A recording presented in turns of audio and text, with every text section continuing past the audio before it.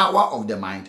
We all know when we talk about power, Apostle, we are talking about ability to act. The ability to act. That is what you need.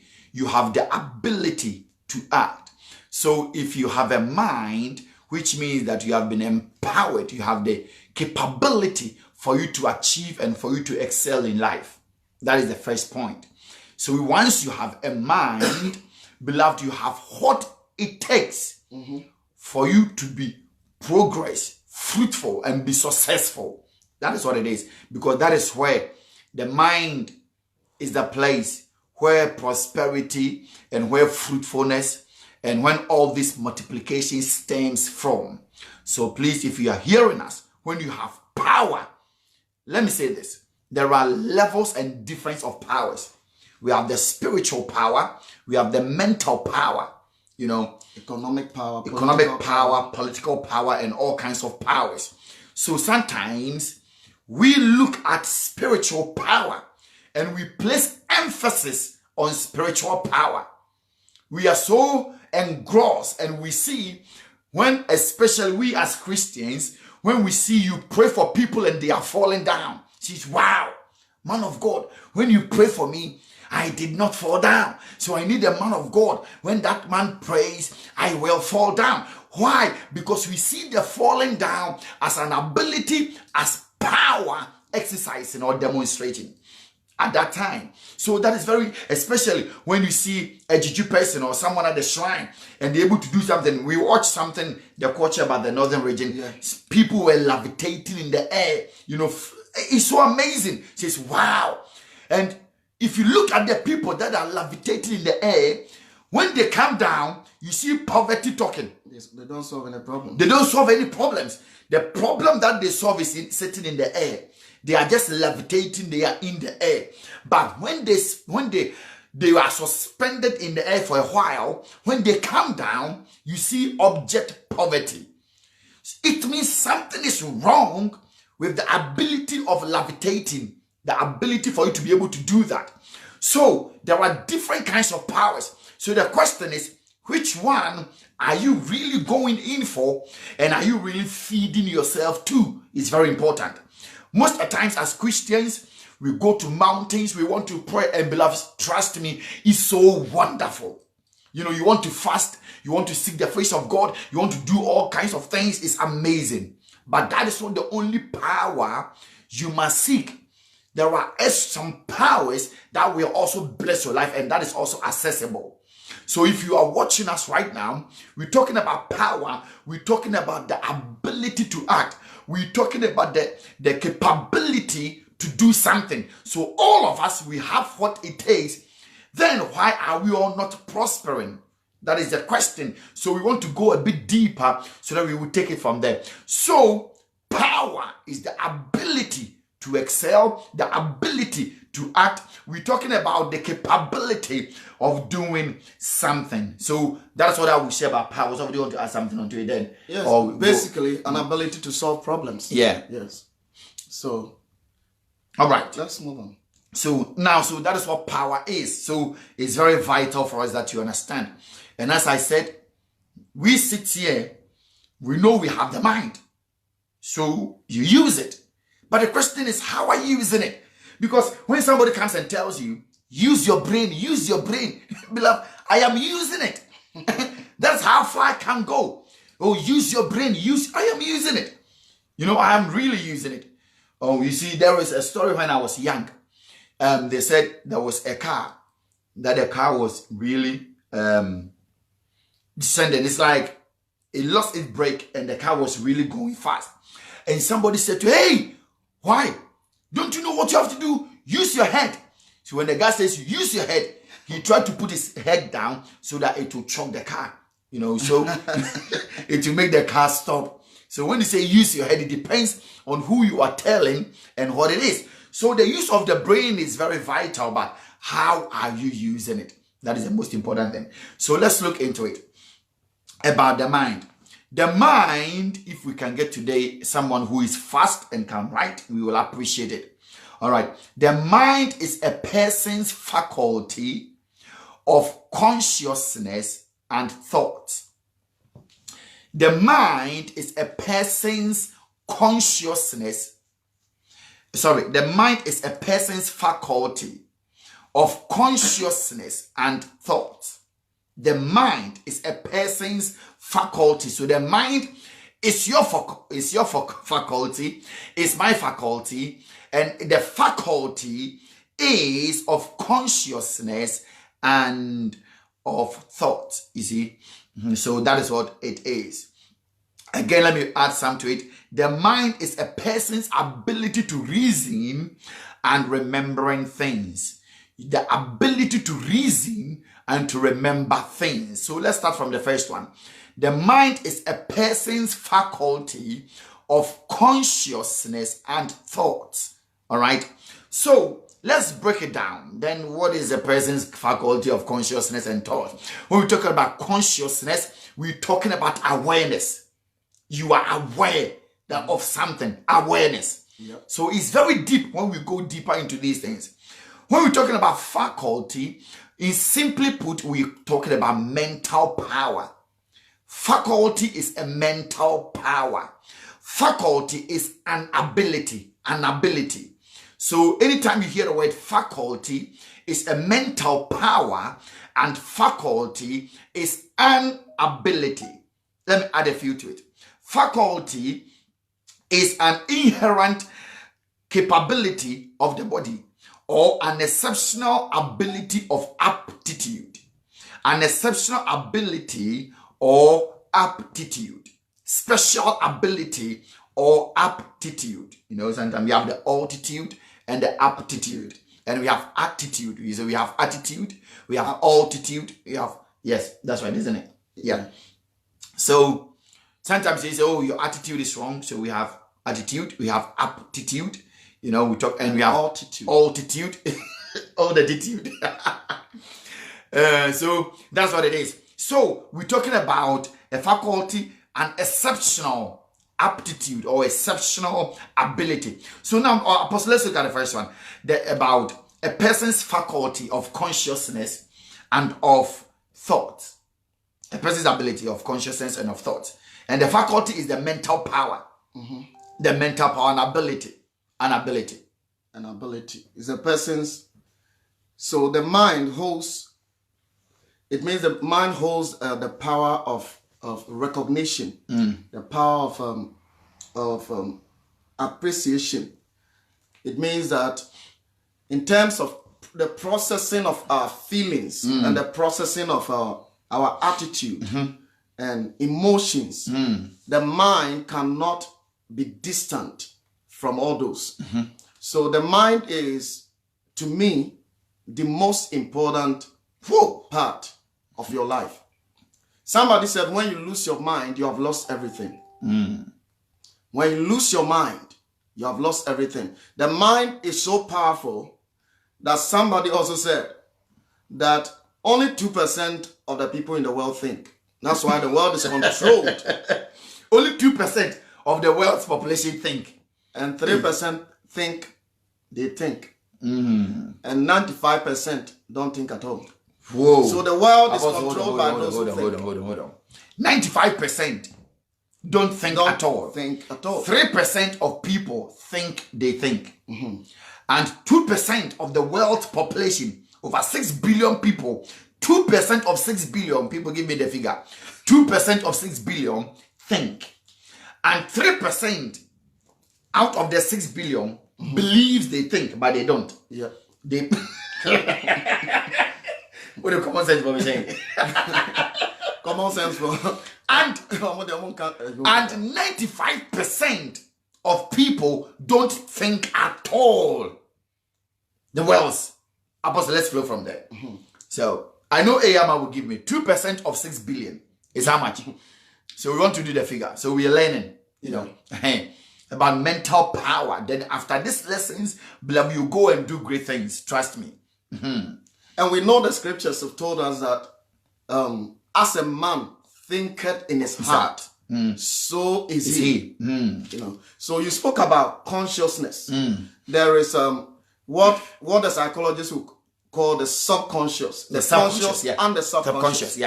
So the conscious mind is the things that you process every day, you think about every day. The subconscious mind, the subconscious mind,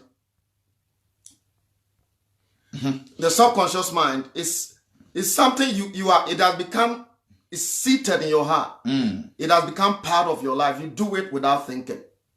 You know, so both ways, whether conscious or subconscious, they are very powerful. And so the brain or the mind, which as spiritual people we know is part of the soul. Exactly. Yeah, is very important, because without your mind there will be a disconnect between the spirit and the body. That's right. So that is why what we are going to focus on and talk about today. So beloved, you see, it is the mental power. It is the faculty.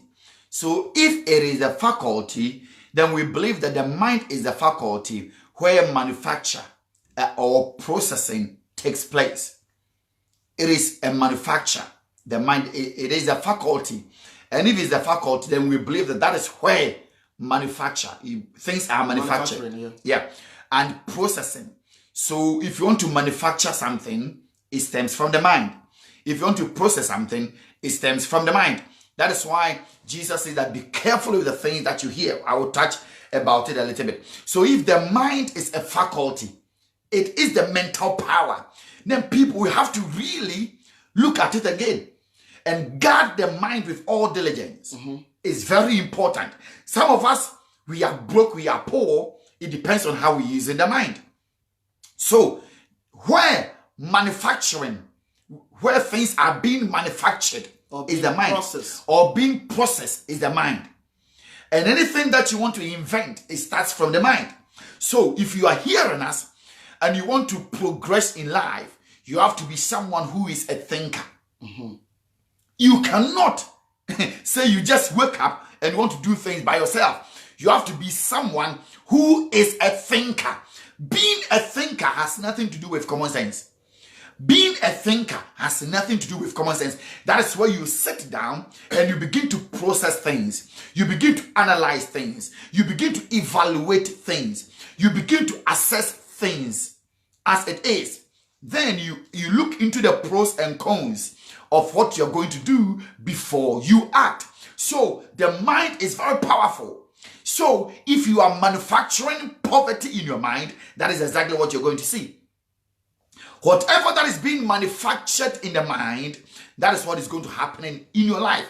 Because as a man thinks of himself, as a man manufactures in his mind, there it appears in the physical form or in your flesh, or it materializes for people to see. So the things that you are manufacturing in your mind, whatever it is, that is what is happening. So if you look at somebody going there, I can really predict what is going on in your brain, because you are exactly what is happening in your mind. I repeat, you are exactly what is happening in your mind. Nobody goes there, nobody sees it, but it materializes, it comes out. So as a man thinks, in other words, as a man manufactures, as a man processes it, as a man invents it in his mind, so is he. So if you see somebody who is broke, it's not because the person lacks money or the person is looking for money. It's because the person has a poor mindset and he is processing or manufacturing poverty in his mind. That's why when Paul came to Ephesians, he says that let the mind, let the eyes, isn't it? The eyes of your understanding be enlightened. Because once there is no enlightenment in your understanding, the way you process things, that is where you will sit in any part of the world and you will be broke, you will be begging, you'll be going low, you'll be thinking that there are demons in your life, because that is what you see and that is what you are manufacturing in your mind. So we will come to that's how you have to guard your mind. So Apostle, the mind being a manufacturing machine or a manufacturing or a processing machine, what don't you say about that? So the mind being a manufacturing or a processing center where ideas are invented, where problems are solved, where difficult situations are turned around. Because whatever we have seen happening in the world already happened in somebody's mind. The person saw it in his mind's eye. Because your imagination, your ability to reason, philosophize, your ability to do everything stems from the mental faculty. So you cannot separate the happenings of the world from the mind of various individuals that have used it properly.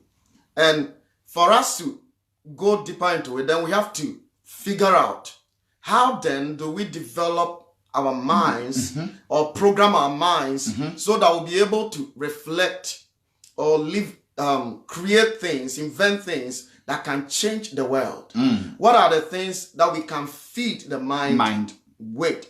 What kind of food does the mind need? We need to serve you or whatever.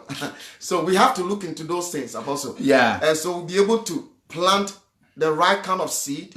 We'll be able to infuse into our brains the right kind of information that will bring the transformation that is critical that we're looking for. And Apostle, if the mind is a manufacturing place where things happened, then whether you are losing or you are winning in life, it starts in the mind. Whether you are being defeated or you've been victorious, is in the mind. It's in the mind. So, beloved, think about it very carefully. Today, relegate the devil to somewhere. Okay? Today, please relegate the devil somewhere else and have a mind that there is no devil, or there is no curses, or there is no wizard, or there is no enchantment that is happening in your life. And gaze yourself to look into things from that perspective. No, God said to Jeremiah, say, Jeremiah, in Jeremiah chapter 1 from 7, I think, to 9, he says, what do you see? Then Jeremiah responded, Lord, I see an almond tree. Then the Lord says, wow, you have seen well. Beloved, you see, God responded to Jeremiah, Jeremiah, you have seen well. So it's how well you see things. There are some people, what is around you, you are not even seeing it. How well you see things. If someone comes into your life, how well do you see the person? How well do you live your life? How well do you see things? So it's very, very important.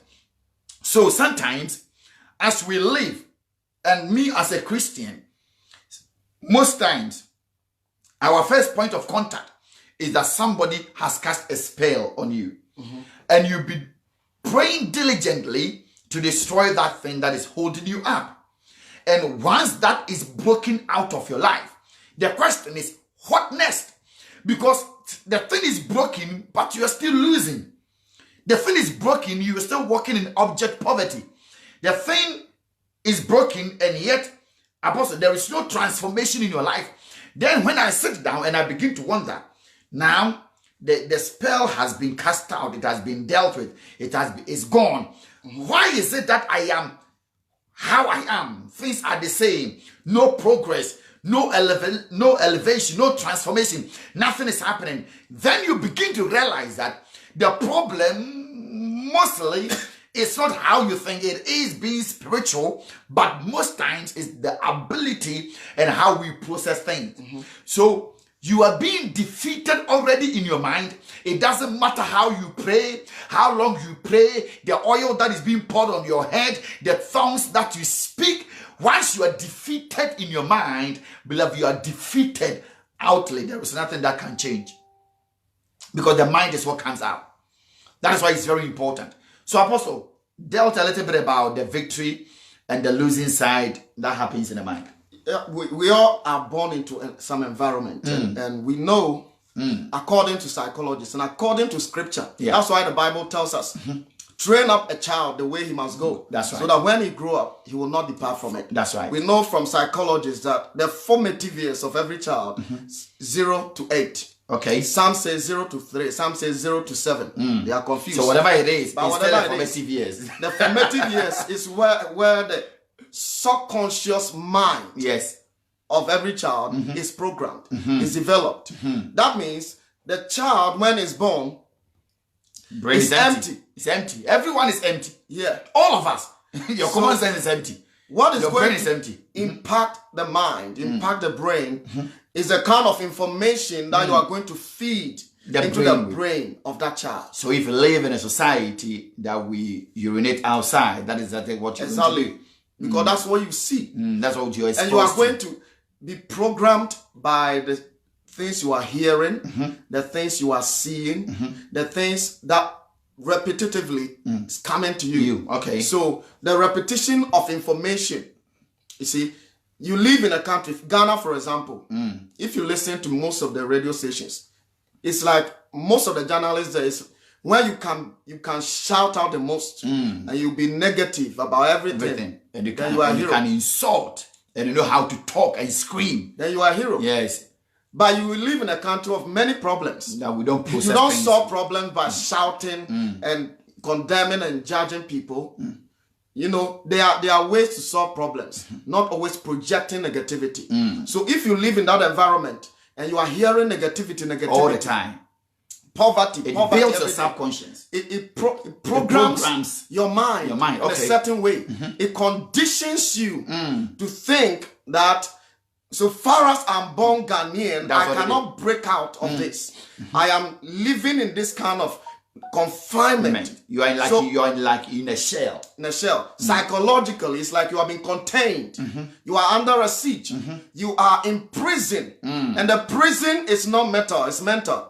Psychologically, mentally, you have been confined. You cannot break out of that box.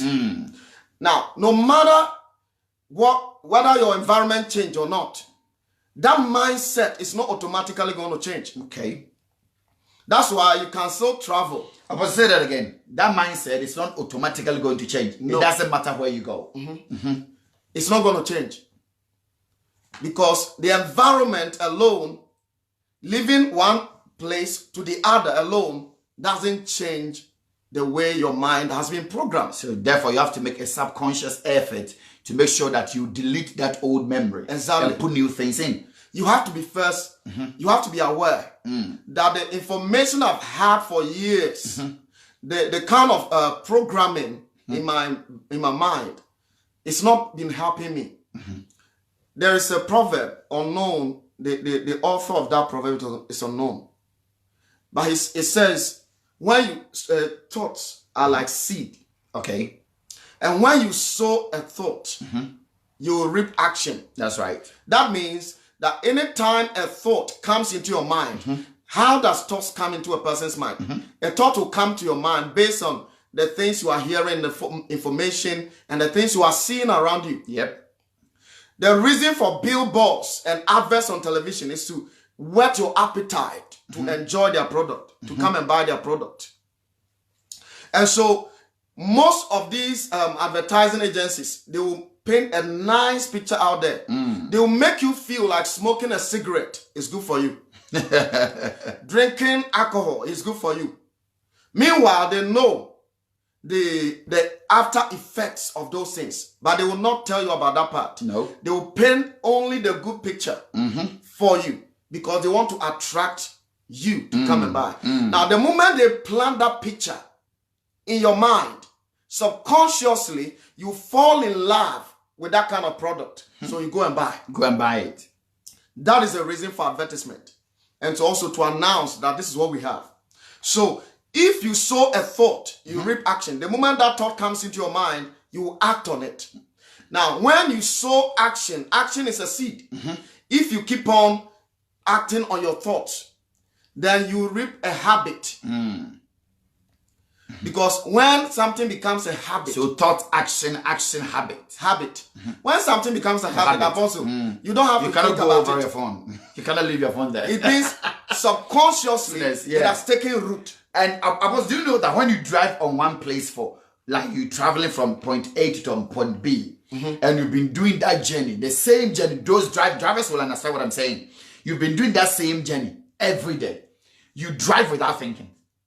But if you haven't been there for the first time, you are very cautious. You look around. You are very observant. You want to know. But once you go there once, twice, thrice, and it becomes a regular journey, then once you drive, you don't think. You just drive because that's become a habit. It's just a habit. The habit. That's fine. So that means subconsciously, It has been programmed. It has been programmed in your mind. So you act without even thinking. So you turn without you even thinking. You break without you even thinking. You know that you have to do a left turn, and you just do the left turn without you even thinking about it, because you have been programmed in that way that when you get there, you have to turn. So drivers understand what I'm saying perfectly, because I drive, I know. Mm-hmm. So that means, Apostle, that a lot of people who are poor without them even thinking. So when you have to turn to poverty, it turns into poverty. No, this is deep, Yeah. Because unless we deal with that root, there is no way you are going to be prosperous. It doesn't matter. Let me repeat it. If we pour oil on your head, let the most powerful prophet on earth lay hands on you and prophesy to you, my brother. As a man thinks of himself, so he is.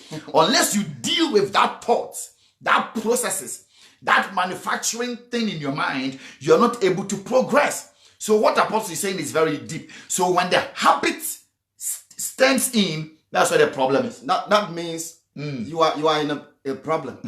Because habit, whether it is good or bad, is going to now lead you and create a destiny for you. See, so when you sow a habit, you reap a destiny, and your destiny is what creates your future, creates your life. That's what your life is. And if you enjoy that foolish habit, you die with it. Exactly. So people should understand. Beloved, sometimes we will come into that once we're talking about discipline and stuff like that. That you get to a point in your life that you become so comfortable in your comfort zone. So in the comfort zone of sitting to watch. I want to watch this one, like in our country here, there's a program called EastEnders. A lot of people, they catch it, their attention. They want to sit to watch that, and they'll be watching for years. Beloved, no problem.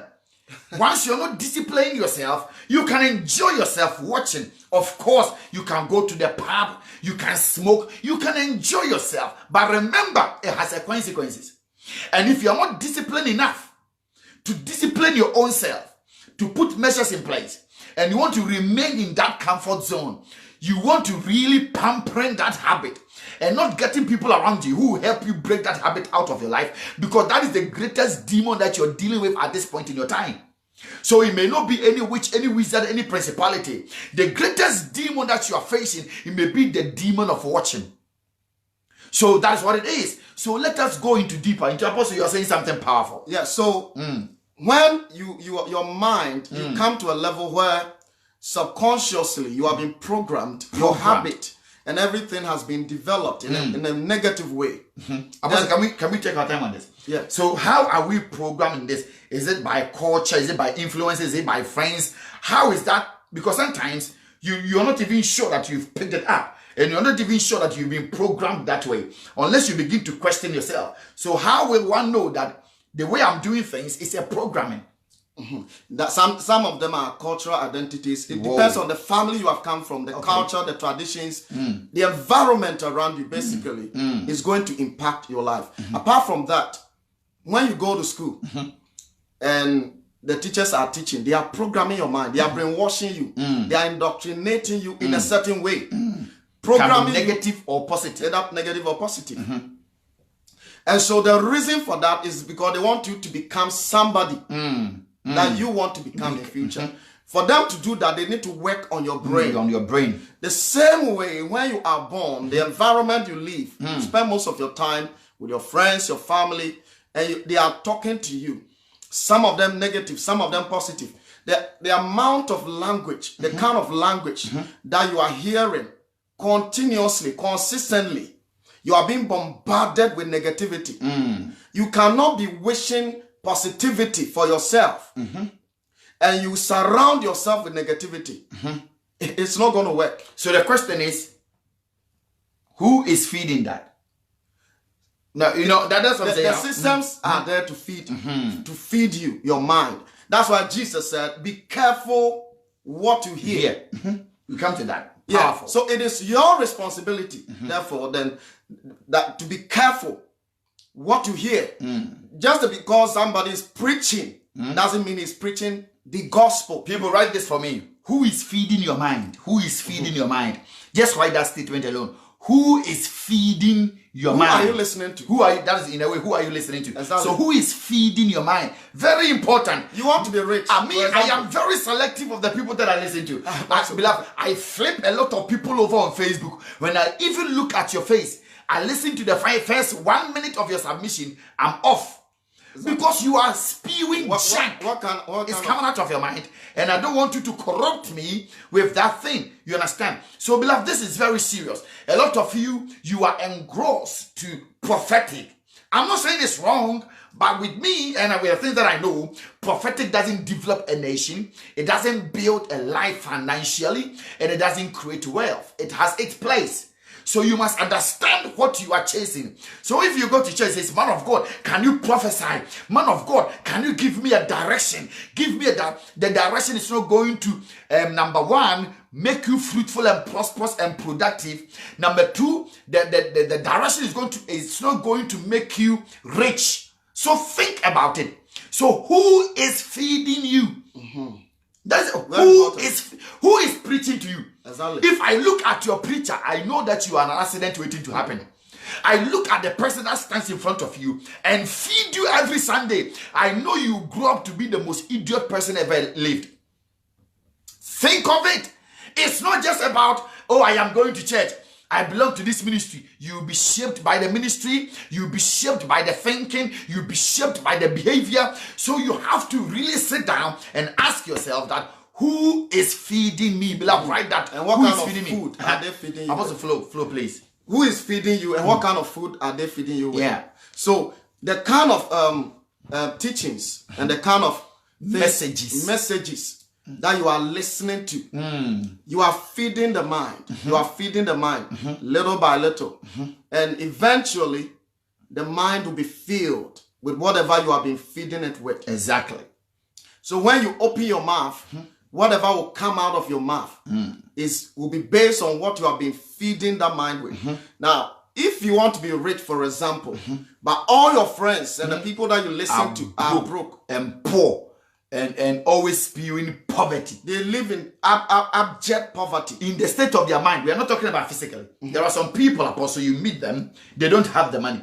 But if you listen to them, you know they are going somewhere. They are going somewhere. And you know that this is the person I want to be with. And I want to go where they are going. But so poverty is not just the money. It's not just money you don't have, but it's the state of the mindset. It's what comes out of people's mind. The things that they say. At the moment I hear people, I can't do this, I am not able, I am not qualified, I don't think I deserve this, I walk out of you because you are an accident. That's a powerful thing you said. You just said, Apostle. In terms of talking about the mind, I can't do this. I can't. All those I can't. No. I will not be able to. All those things is a product of the mind. The moment you say, I cannot, the psychologist will tell you the mind will stop working. I cannot. You say, I cannot. It means you cannot. You have already built a wall in front of you.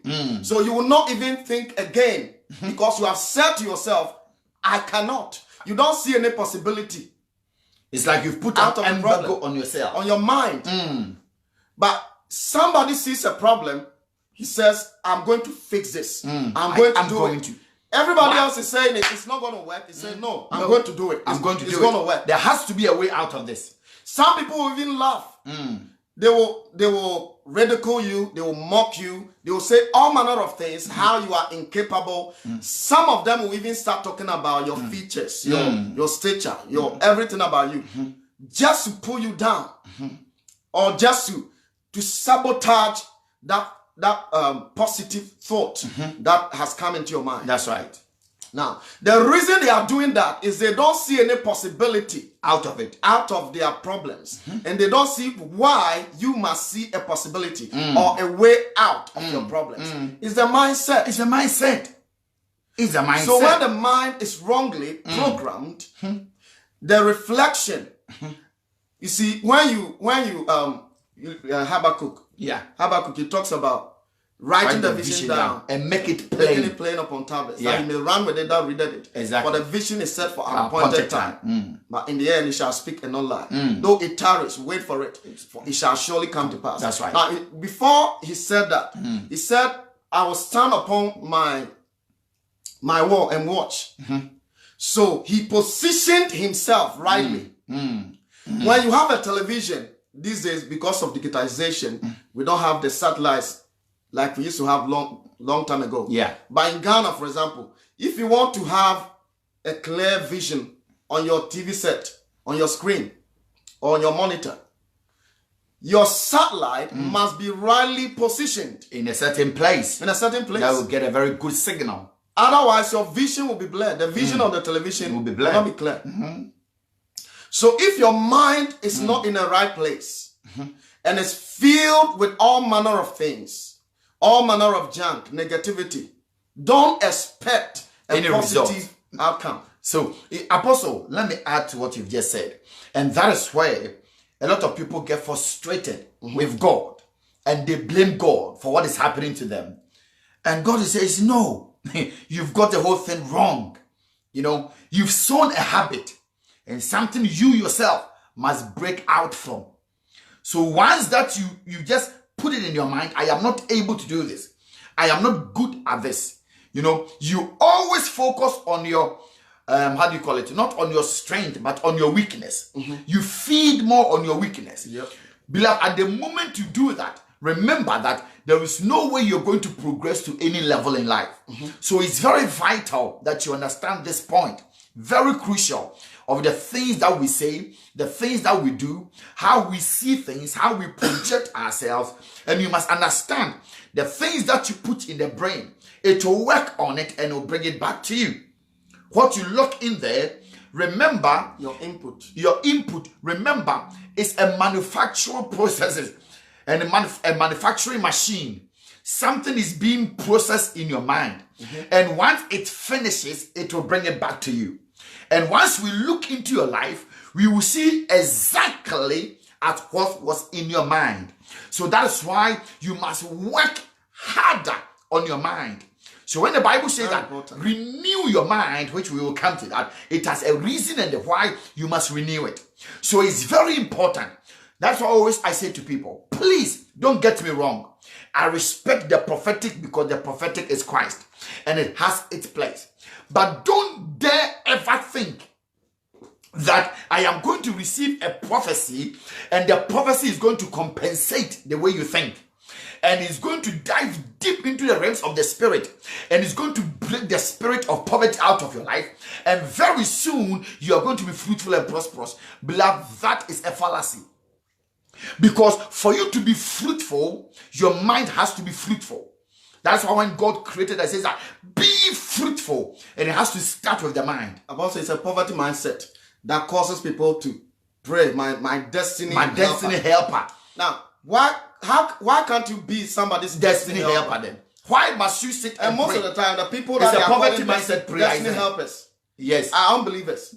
You are a believer. You call yourself a Christian. Yes. You know God. And you are praying for let somebody die. An unbeliever to be your destiny helper because he has money. How did he get it? No. How did he get it? Did somebody pour oil on his head? No. The principle of sowing and reaping, we will come to that. At the moment you hear sowing, you think it's money, but it's not just about money.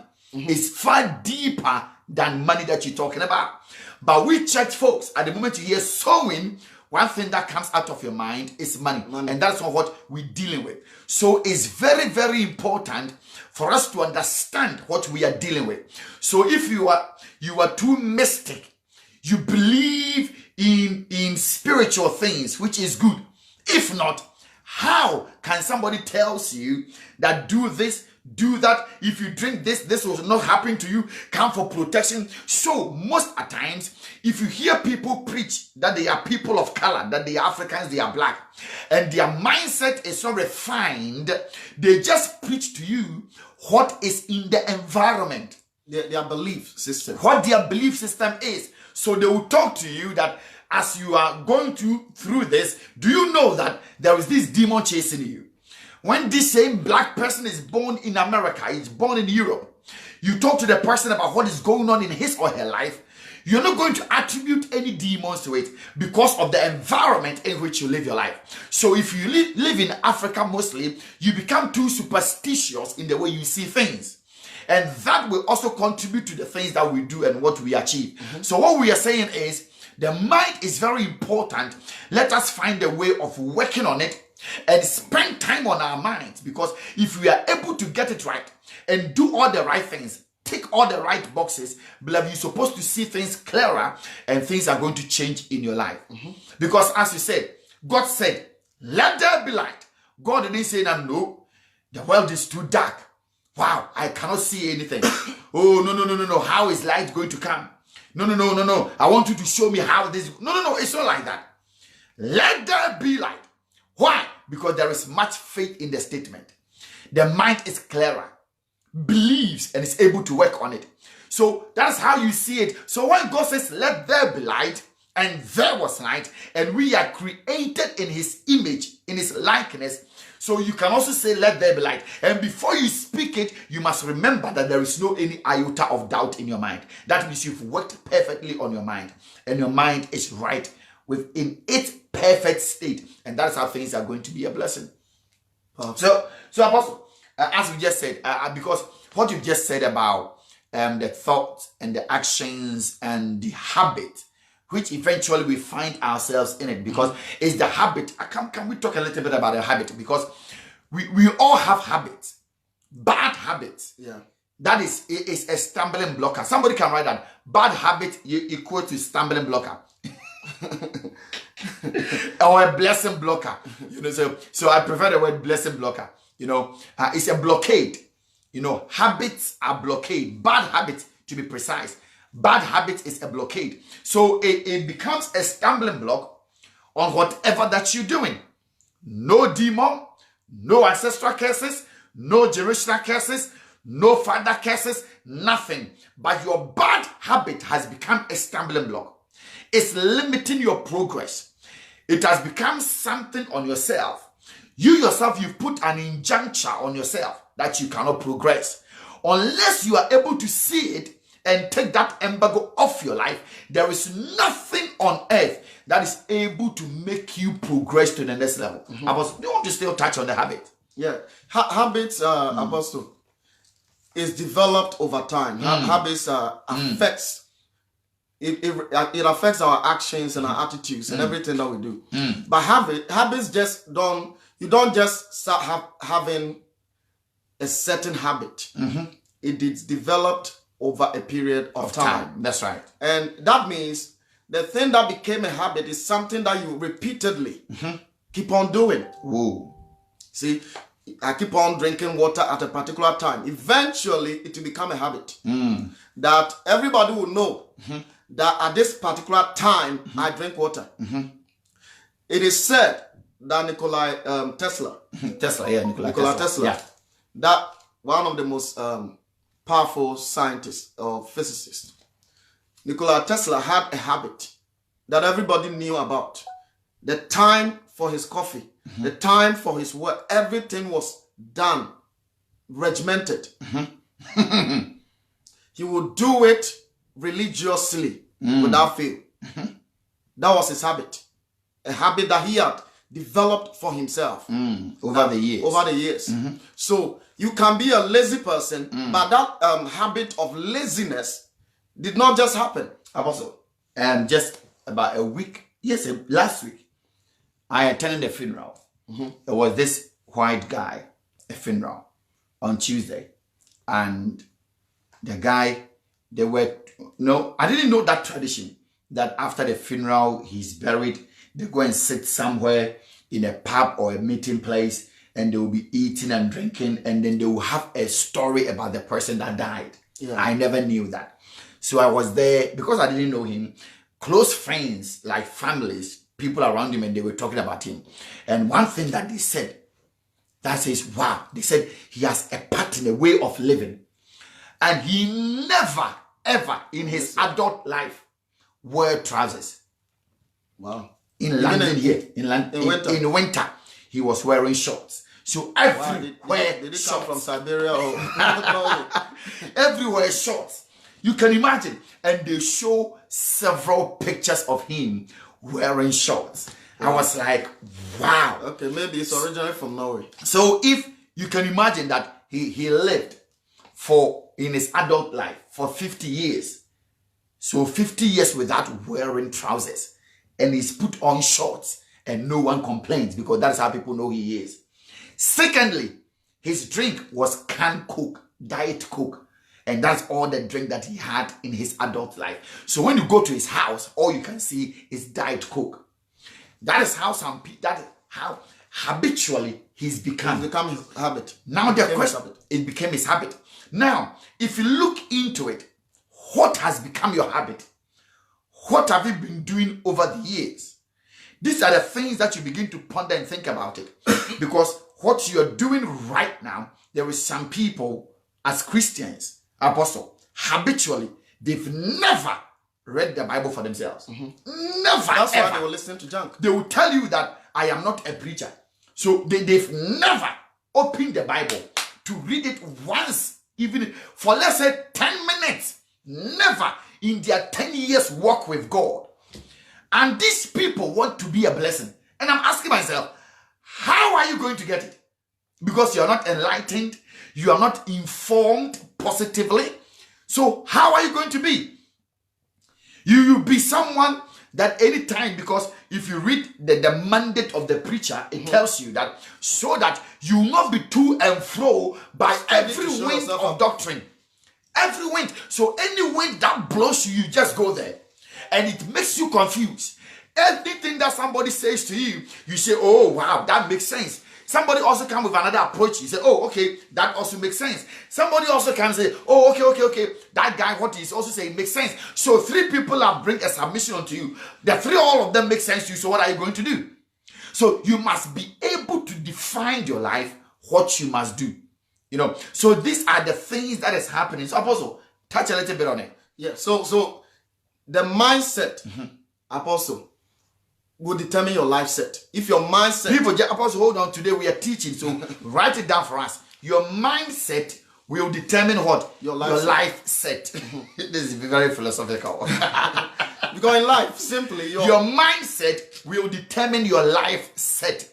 Whether you set your life to be broke, to be poor, to be bastard, to be thinking rough and all that. Some people, when you are doing something, you see the way they comment. That is their life set. You see fully written capital on them. So if you are a lady and you're going to marry a folly man, you see pure folly written in capital letters staring in front of you. If you're not able to see it, pastor, since I married my this man has turned, he hasn't turned, that was what he was. He hasn't turned into anything. That was him from day one. Because fully, that is his life set, unless he change it. So, your mindset will determine your life set. And for you to see that life set, listen to the conversation. Listen to what they say. Listen to the things that they do, what they write. You can see purely foolishness staring in front of you. Yeah. Your life set. Yeah, your mindset influences and affects every fiber of your life. Mindset, life set. And we are talking about habits. Habits are products of the mindset. So if your habit, your daily habit is wrong, you know, a lot of people have, it is very easy to pick up a bad habit, for example, like smoking, like drugs, drinking, like going with slay queens, you know. You can easily be addicted to something. And you can feed and it as well. Becomes your habit. That habit can lead you to distraction. That habit can lead you to death. That short habit, life. It can cause a lot of things. You know, but it was something that you started doing one day. Sometimes you'll be influenced by the people around you, friends, loved ones. They will influence you, invite you to places, and the environment around will influence you to pick up a habit. And then it will not start as a habit. You will do it that day, then you go home. You say, wow, it was nice. Let me try it again. So you forget about all the other consequences of that particular thing you are doing. You do it until it becomes a habit. And once that thing is fixed in your subconscious mind and it's a habit, for you to overcome it, you need a paradigm shift. That's why a lot of drug addicts, they need to go to rehab for them to transform. And even that most of the time doesn't work. It becomes a huge mountain. It becomes a problem. So, beloved, we're talking about the power of the mind, what the mind is able to do, the ability of the mind, how the mind is able to transform and to take you to another sphere of power. It's so amazing. But when it's drifting you, it depends on what you've put in the mind. Very critical. So habits are one of the things that we will dive deep into it. So when the mind is a faculty where faculty of consciousness and of thoughts, awareness, that's where it is. That's why the Bible says be alert, be aware, be alert, be aware, be sober. These are the things that you must pay attention to. That are things that deals with the mind. Be careful, be alert. These are things very important. So if a faculty is a manufacturing place, it means whatever you put in here, Apostle, let's deal with it. Jesus says something that be careful with the things that you hear, because what you put in will determine your output. So your input will determine your output. So what you put in the mind will determine what comes out. That's why what the abundance of the heart speaks. You understand? Out of the abundance of the heart, the mouth speaks. So it's very critical that you understand these things, and you must know how to work around it, because the most powerful thing that you have is your brain, your mind, how to work with it. So if it is a processing and a manufacturing place, what are you manufacturing in your mind? You yourself. Beloved, today, as I said, let us eradicate demons and principalities, you understand, and powers. Because listen to me very carefully, please, with all respect. I know prophetic has its place, and it's very powerful what we deal with it. But every successful person comes from a place of knowledge. Knowledge. They know something. Oh, yes. That's what Jesus wasn't just about the prophetic. They call him rabbi, a great teacher. A teacher. He taught the people, and the Pharisees asked, where did he get his knowledge from? He was a great teacher, and he taught people more than the miracles that he did. And he told his disciples, go out there and make disciples and teach them, educate them about kingdom principles, that my people will not suffer. So if you are lacking knowledge, beloved, you will not excel in life. So very important. What are you manufacturing in your mind? Now, as we're talking right now, some of us, or I cannot say all of us, there are still the machine of processing taking place. You are still processing. Some you are just at the verge, at the brink of getting the final product out. And the final product that comes out of your brain can be poverty, or it can be anything else. So a lot of us, we are still processing it. So what are you processing in your brain? What is it coming out in your brain? What are you feeding your brain with, that with time, either short time, long term, or short term, something will come out from that process, because you are manufacturing it. It will come out. It doesn't matter you speak in tongues. It doesn't matter how spiritual you are, that will come out. True. That will come out. The internet is still worrying us, but it's okay. So let's deal with that again, Apostle. So it's a processing place. So be careful with the things that you hear. Apostle, what do you want to say about that? Yeah, be careful with the things that you hear or that you feed your mind with. What kind of books are you reading? What kind of music are you even listening to? What kind of preaching do you hear? The quality of the words and the people you listen to. These things are not just you listening to concern. No, because I've seen. Now you live in it's sad, Apostle. We live in a part of the world that is very poor. But when it comes to gossiping and things that are not necessary, people are very, very fast to go and listen to gossips. They don't care. They don't want information. You see? And lack of information, we have said several times, will cause deformation. It is only the quality of information that will transform your life. Exactly. Lack of it will lead to deformation. So it's important we check, even in the book of Daniel Apostle, when the Israelites, the people from Judea, were taken captive, and the Nebuchadnezzar, who was a pagan king, was looking for people to serve in his palace. I always read this and I ask myself, even Nebuchadnezzar, he was a leader, let's say a political leader. They were looking for people to serve in his palace. Let's say in his government. In his government. Now, and those people must go for 3 years training. They must learn his language. They must eat their food. They must understand their culture. They must have their names. Everything about them must change. They have to acclimatize. They must adapt to the environment, to the system of Babylon. Otherwise, they are not qualified to work for the king.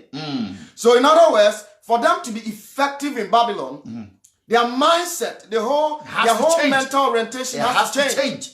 It has to change. They want to change your mindset, the way you reason, the way you think.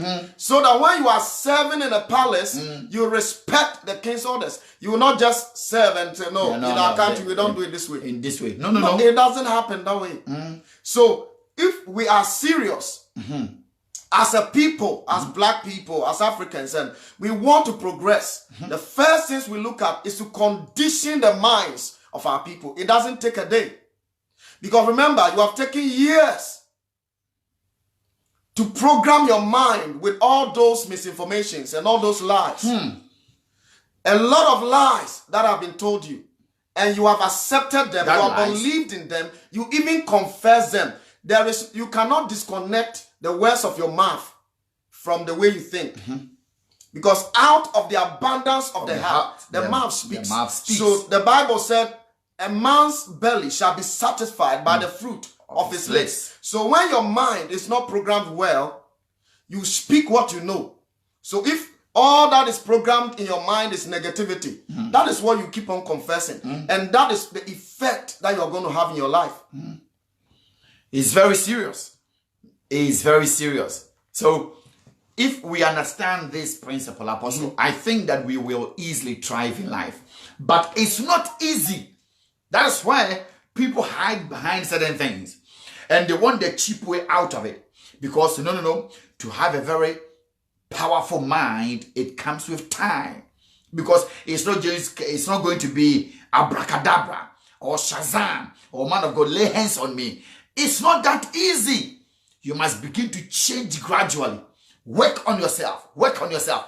You cannot go to gym. And especially you want to impress. Sometimes in the gym we have the men's session and the ladies sessions. Probably it's like a twin on both sides.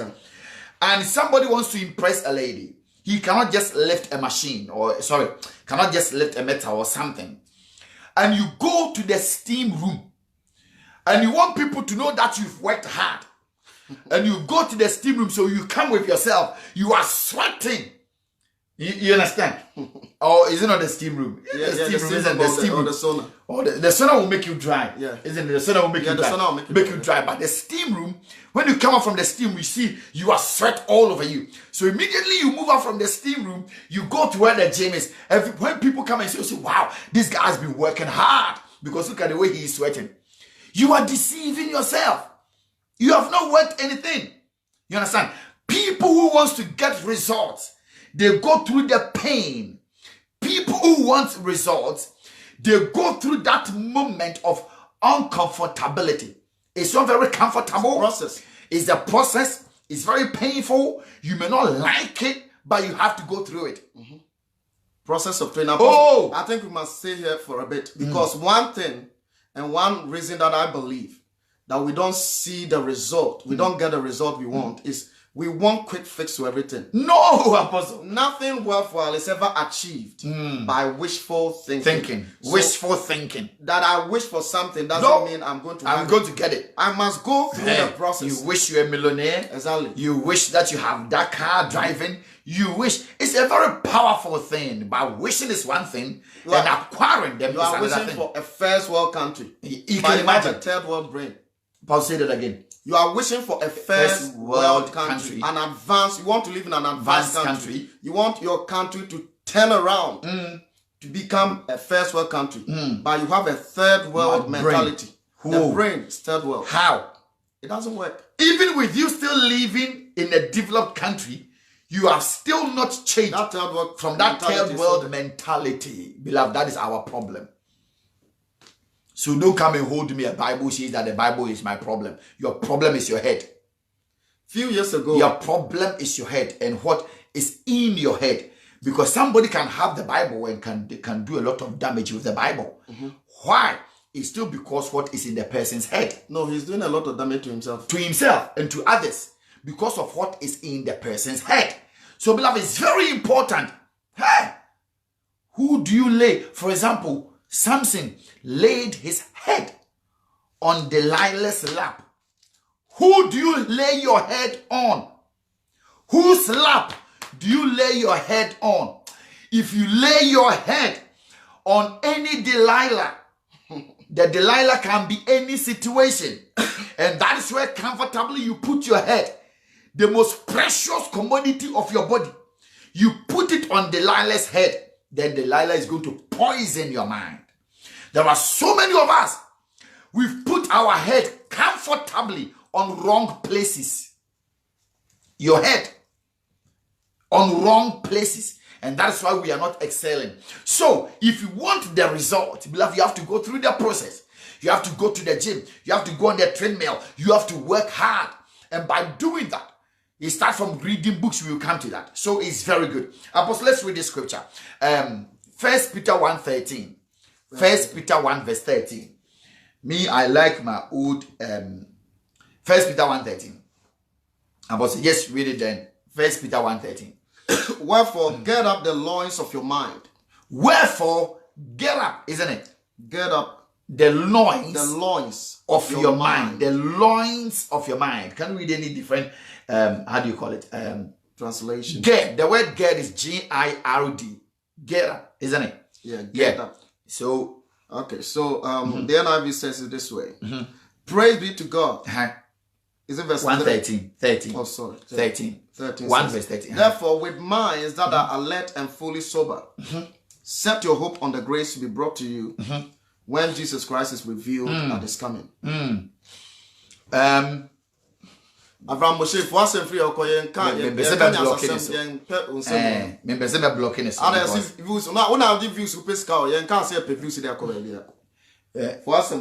Avram, yeah, Juma, yeah, Bob Brasso, so you know, one out did yeah, what was that program? A big apple YouTube on our the Pesca, don't see at the Biaco.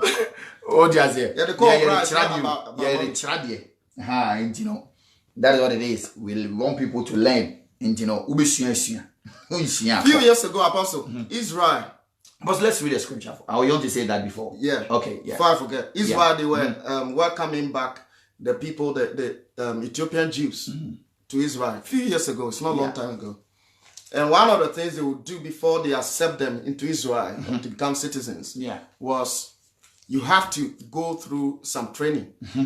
They have to change the way you think. They have to teach you how to use even toilet. Whoa.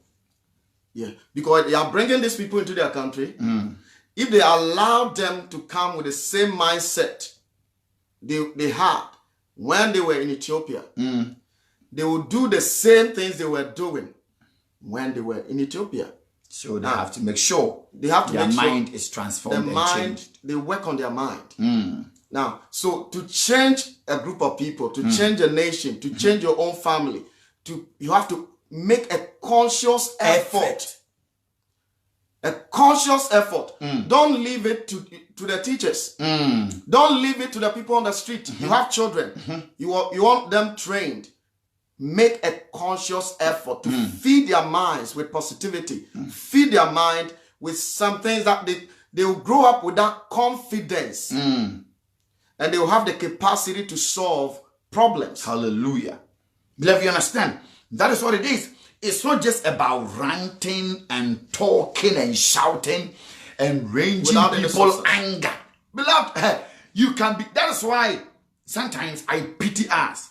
You can be angry or you care. Do you think the politicians, they care? Nobody cares. You can be angry. Today, that's why something happens in our country, happens today, then tomorrow everybody forgets. You understand? Because we are not able to do things as it requires. Very important. I'm supposed to read the scripture and let's go. Okay, so because when you are going down, we are going higher, you know. So therefore, with minds that are alert. So the King James says that, wherefore, get up the loins of your mind. The loins of your mind. So if somebody tells you, as I always say, that the Bible is there to enslave you, a book that is trying to enslave you is telling you to get the loins of your mind ready. No, Apostle, let's flow. So the other translation says what? It said, with minds that are alert and fully sober. With a mind that is alert and what? Fully sober. Set your hope on the grace. Apostle, is it okay? So this one says that therefore with minds that are alert and fully sober. In other words, I will explain that. Other translation says that therefore prepare your mind for action. Can somebody write that for me? Prepare your mind for action. Prepare your mind for action. Prepare your mind for action. Beloved, you see, it can take you 15 years of preparing for something, and it can take you 6 months of executing it and becoming powerful. Accomplishment. There was a priest in Scotland called Charles Peggy. Charles Peggy made a statement that was very powerful. He said, if I know I have 25 years to live, I'll spend 20 years for preparation. 5 years for delivery. That's right. That's all you need. Beloved, think about it. Prepare your mind for action. I just love it. Apostle. Prepare your mind for action. Prepare your mind for action. Because the action, what you're about to do, there has to be a preparation. You cannot just wake up and do things anyhow. No. You can't just wake up and say, I want to be a business person. I want to sell. And you can go and do all kinds of adverts. That is why where we are from, businesses are not sustained.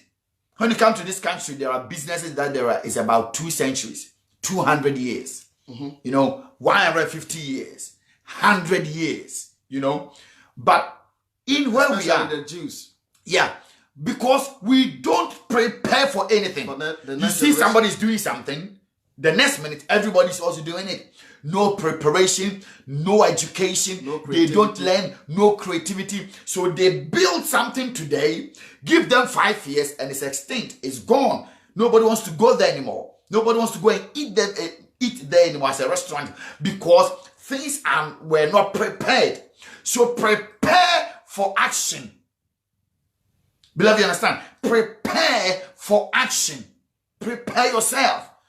Give the right information. That is something we will talk about it. So once you are preparing something, for example, if you are giving food, you are cooking meal, and everything that you put in is intoxicated. Okay. Beloved, forgive us. I don't know why the thing is playing up today. I'll repent. Beloved, you understand? So it's very important. Prepare your mind for action.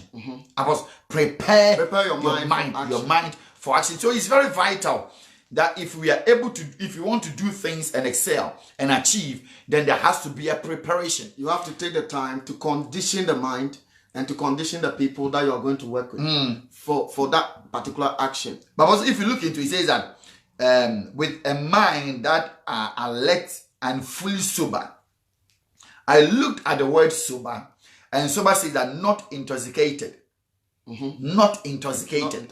So the mind that is not intoxicated, you want to touch on it? Yeah, the mind that's not intoxicated means that mind, if that sobriety, that your mind is not wandering all over the place. You are fixated on your purpose in life.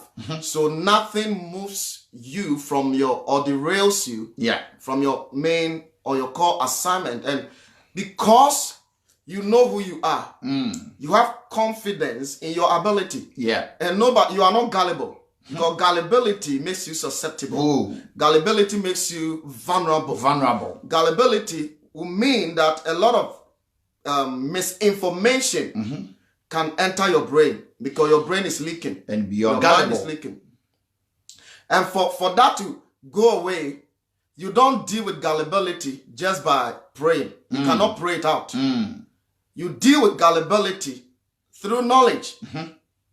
And so you must at all times feed the mind with the information that it requires for so it's very important that you are alert and you are conscious of who you are. And then the internet and having I said blame she with English. Omar Malik. No, so call him. I mean, sure, why? So to me, the day all right, so what we're talking about today, that we know and we believe is very needful for any society to be transformed or to change. That society, first of all, must deal with its mindset. Exactly. Very important. And that's what is needed and required in many parts of our world, in Africa especially. So prepare your mind for action. It's very vital. It's very important that we get that done, how the mind is being transformed. So if you look into these things, this is the thing that if you look into it, you want to succeed, you want to empower yourself, you want to get to where you have to be, then it's very vital that you empower your mind. Beloved, it's very critical. That is something that we have to do. So Apostle, now let's look into, as we want to prepare the mind for better things, because remember that we're talking about the power of the mind. And one of the things that we've talked about is that the mind is a manufacturing place. It's where processing takes place. It's for creativity that will be creating things. So beloved, that is the power of what is in you. So don't take it for granted. And don't underestimate it. You understand? And the second thing that we want to look into it is that if that is how it is, and the mind is so powerful, and some of us, we are not getting where we are not able to move to where we have to be, and we are not thinking right, what must we do? Very important. Because some of us, we've looked into things, we have habits, long-term habits, things that we've been doing, and we are not able to see things objectively. And things are happening. So what must we do? What are the things that we need to do so we are able to dive and think right and prepare our minds, as the Bible says that we should prepare the mind? It's important, Apostle. So important so that when the mind is not rightly programmed, we can be doing the same thing, but our results will be something else. Will be different. And you see, when somebody is mentally poor, it affects. How can somebody go for juju money? We said it here some time ago. Juju money and become very rich. And somebody will also go for juju to be the watchman or the security guard of that man who went for juju for money. Both of them have gone for juju. But the only difference is the mindset. One had the mentality, the mindset that I want money. One has the mindset that for me to get money, I have to be subservient to somebody. So my juju is to protect somebody. Because he doesn't want to die early. Because the one that is going for money will die within 2 years. But every juju is juju. So, oh dear. So if your mind is poor, if you are mentally poor, then you are broke forever, because it is programmed in your subconscious mind. And unless there is a paradigm shift, there is nothing you can do about it. Also, to empower that, as you've just said, then I think that we need knowledge. And I just want us to touch that. It's not just any ordinary knowledge, but you need an accurate information. Accurate information. So to have that kind of power that the mind is, we want to talk from that angle, and we'll bring it scripturally. So that you have to get knowledge. Because the Bible says, for lack of knowledge, man, people perish. And people also receive knowledge. The kind of knowledge some people receive, it makes them redundant in the brain. The brain redundant. The brain goes to sleep. Exactly. So the information is vital, beloved. That is what we always say and stress on this platform. The quality of the information. It's not anybody just ranting to you, talking to you. No. It's about the information that you are receiving. The question is it accurate? Is it accurate? Is it something you can work with? Is it something that you can work with? Is it something that will suit and it will change your life? That is what we need to hear. So, Apostle, let's deal with the information that is one of the things that we all need. And a lot of us hear a lot of things in our minds. And sometimes some people get confused and they don't even know what to do. So, let's look into how we are able to build the mind and empower the mind so that we can do great things with it. And I believe one of the things for us to unlock the power of the mind is for us to get the right information. And I think, Apostle, you have to first of all understand your identity, know who you are. Because you cannot solve all the problems of the world. You are not born to solve all the problems in the world. Exactly. But there is some purpose, an assignment designed specifically for you. Yeah. And so when you know that, then that will influence the kind of information that you will need to help you fulfill that purpose. That's right. Donald Trump, long time ago, he wrote a book with Robert Kiyosaki. I read over 10 years ago. And the book, they said, if you want to be rich, don't go to school. So that tickled my fancy. I wanted to know why they are saying if you want to be rich, don't go to school. But after reading it, I understood them. Because many of the schools in the world don't teach people how to be rich. They teach you English, science, maths, but they don't give you financial education. It's only when, if you want to study to become an accountant or a business person, that you start dealing with finances, issues with money. So, the issue of knowledge. Today our internet, I don't know, we don't want to end it up, but let's flow with it. Yeah. So the issue of knowledge or the kind of the quality of the information that is required for any person to fulfill their assignment is critical. If I am called, for example, to be an engineer, and every day I spend 80% of my time listening to politics, it means I may end up becoming a quack engineer because I am not aligning my purpose with the right kind of information. There is a disconnect. So if I am called to become an engineer, I have to upgrade myself daily. I have to learn. That's right. And I have to unlearn certain things. Because some things you learned long time ago, you have to unlearn them. Elimination by substitution. Exactly. And we know, like computer programming. Yeah. You have to delete some of the old programs. Exactly. And make some new inputs. Very important. Beloved, you understand? Very vital. Because, Apostle, the information, that is what is going to make you or is going to break you. The information that you receive, that's what you're going to work on it. If you receive the information, let's use as Christians, let's use church as an example. If you are in a certain environment, and that's always what you hear, sister, there is a demon, there is a principality, there is powers. As a lady, always they are talking to you, you have a spiritual marriage, somebody has married you in the realms of the spirit. Beloved, what do you think is going to happen to you? That is shaping your conscience. That is what is in your mind. That is what sits in your mind. And as you think about it, so you become. So now you begin to see it in your dream. These are the things that are very important, what you are hearing. Be careful of what you hear. So it doesn't matter whether it's physical, it's spiritual, it's whatever it is, you have to be extremely careful with the information that you're hearing. Beloved, listen to this. It is your job to seek out information and knowledge and then test it. It is your job. So you don't allow somebody that this sayings fits in Acts chapter 17 verse 11. The Bereans. Yeah. So it is your job to seek information and knowledge and then test it. You don't just go out and say, I went to LMLS and Prophet Abban said, Apostle Brobbey said. Oh, no, beloved. That is just the beginning. After we say something, go out there and test it. Test it. Go and make sure you weigh it. Assess it. Don't just say, oh, we've said it and that's it.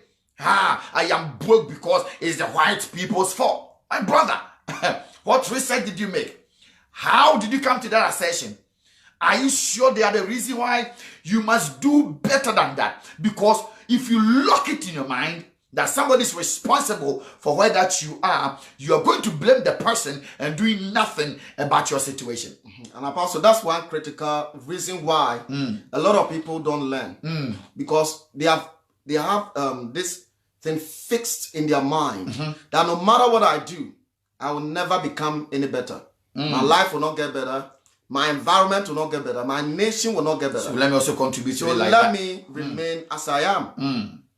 You know, and most of the time, there is a new word that has been coined. It's called exquisites. Yeah, you were saying that. Exquisites. Yeah. A lot of people are not achieving what they are supposed to achieve because they are fond of making excuses, always finding an excuse for their inability to do something. That's right. Always. And you can always find an excuse. Why? The Bible said, whosoever observe the weather will never plant their seed. Will never sow. If you observe it, you won't sow. So if you are supposed to plant a seed and you are just observing the weather because of the weather, I'm not doing this. Oh, it's raining. Oh, it's snowing. Excuses. You people can that make always have an excuse. Always. But in spite of the excuses you can have, take a step you can rise above the excuses and say, this is the situation, but I'm going to rise above it. That's right. And I'm going to do something for my life, for myself, for my environment, for my community, for my country. You know, this is what I see my community, which is not good. I live in a country and I live in an environment. This environment is dirty, for example. I am not going to project only the negativity. Do you think there are not poor people in England? Or there are not poor people in America? Or there are not poor places in all this Europe or in America? They are all over the world. Everywhere in the world, there are poor people there. But they have, over the years, been projecting positivity. Most of their media houses and organizations were created to project their countries as the most powerful. So in the consciousness of man, we see them as superhumans. They want you to feel subservient to them and remain a slave psychologically. But until, like Bob Marley said, you emancipate yourself from that mental slavery, you will keep on remaining a servant and a slave. Very, very true. You keep on remaining that way. But for that to change is what we are talking about. You need knowledge. You need information. And that knowledge and that information you need is not just any knowledge. And Apostle, as you just said, what you need to do is that you need to weigh. You need to weigh and measure what you learn in order to gain the right knowledge. So you need to weigh it. You cannot just weigh what you're hearing. Measure it. Measure it. So when you weigh it, you measure it so that you will gain the right kind of knowledge. Because it's not any knowledge that is going to make you. Some knowledge will break you and to put you in a certain place. When you are brainwashed wrongly, beloved, you are wrong. You are running on the wrong track. And it doesn't matter how fast you run on it, you will be disqualified. And you will not get the crown at the end of it. So the information that we receive is very vital, very important. And that is where, Apostle, a lot of us, we don't progress to the next level. After receiving the information, what do? Most of us, we become lazy. So from where I am from, a lot of people say, they said, I heard, they said. So they will not come to a conclusion to say, I say. I heard about this. I did a research on it. My own research. I did my own research, and this is what I come out to. True. And that's what you have to do. And before you act on any information, you must research it. Weigh the information. Measure the information. Don't let anybody come and buy your brain cheaply. All because we talking. No. Always I say, don't let anybody come your way and tells you, oh, God said. It's an information the person is giving you. And because the person mentions God's name and says, God said, so your mind goes to sleep. It freezes. You're not thinking. You're not meditating. You're not doing anything about it because the person says, God said. No. After the person telling you God said, it's an information that has been passed on to you. What is your role? What is your responsibility? What is your job? The Bible says that we should test our spirit. So you test the information that has been given you. How are you testing it? You test it on the knowledge of the word of God. Yep. That is what the Bible says, that you should study to show yourself approved unto God. So you cannot live without you studying. Socrates said something that an unexamined life, it's not worth living. It's not worth living. And I will say it this way. An unexamined teacher is not worth listening to. So that's Apostle, if you have a bad teacher, you get bad students. Bad teacher, you get bad students. So there are some of us, we go to churches, we become bad in our ways. All because we have bad leaders. People are telling you to be evil. Kill that person. That is why you are not progressing. You have bad leaders. And they are generating bad students. And eventually, bad students will go out there and do crazy things. And that's what is going to reflect on the society. Oh, yes. Yeah. You understand? So, if you get somebody that is also propagating hate in you, beloved, what do? It doesn't matter where the information comes from. You have to sit down there and weigh the information. The Bible says that the Bereans, they were very intelligent. They were very noble. They were very wise. Why? A whole Paul, a theologian, a professor, preached the gospel. These people picked the message. They will go home and they sit down. And the Bible says that they examine the message. So they don't say Paul said. They don't say that guy said. They don't say we are Christians. So because Paul said it, oh, it's final and let's take it and let's go and run with it. No, we are Christians, yes. But what Paul is saying, let's weigh it. Let's measure it. Let us test it on the authority of the word of God. And once we realize that what the information that is giving us is the same, is parallel with the information in the word of God, that's when we are going to act on it. Beloved, you understand? So if you're not doing that, you will not excel. So most of us, we talk too much. That's the problem. We talk too much. We want to hear gist. We want to hear things. But at the end of the day, that is not taking you anywhere. So if you are serious in life and you want to make it in life, beloved, you must seek knowledge. Very important. Oh, you must seek knowledge. You must seek knowledge. And you must understand that the knowledge that you're going in for is accurate. It's accurate information. Sound knowledge. Remember, the Bible says that God has not given us the spirit of fear, but of love, of power, and of sound mind. A mind that is genuine, that is sound mind. So the question is, what is the mind? What is in your mind? Once you are engrossed with hate, you easily vex and do things anyhow. How are you going to progress?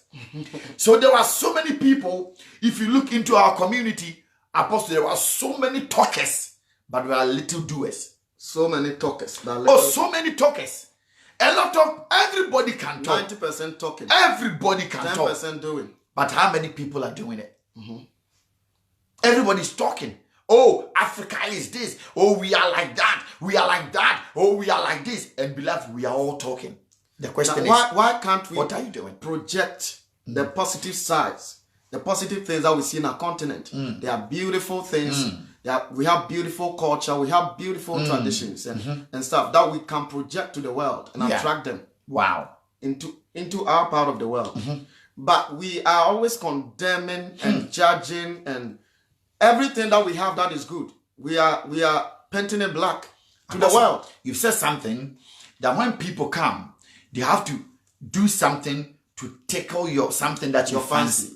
You know, so when they tickle it, it's like we black people, we know what to say. Apostle, you know what to say to get to be loud. And once you are loud, even the politicians knows that you have space when you are loud.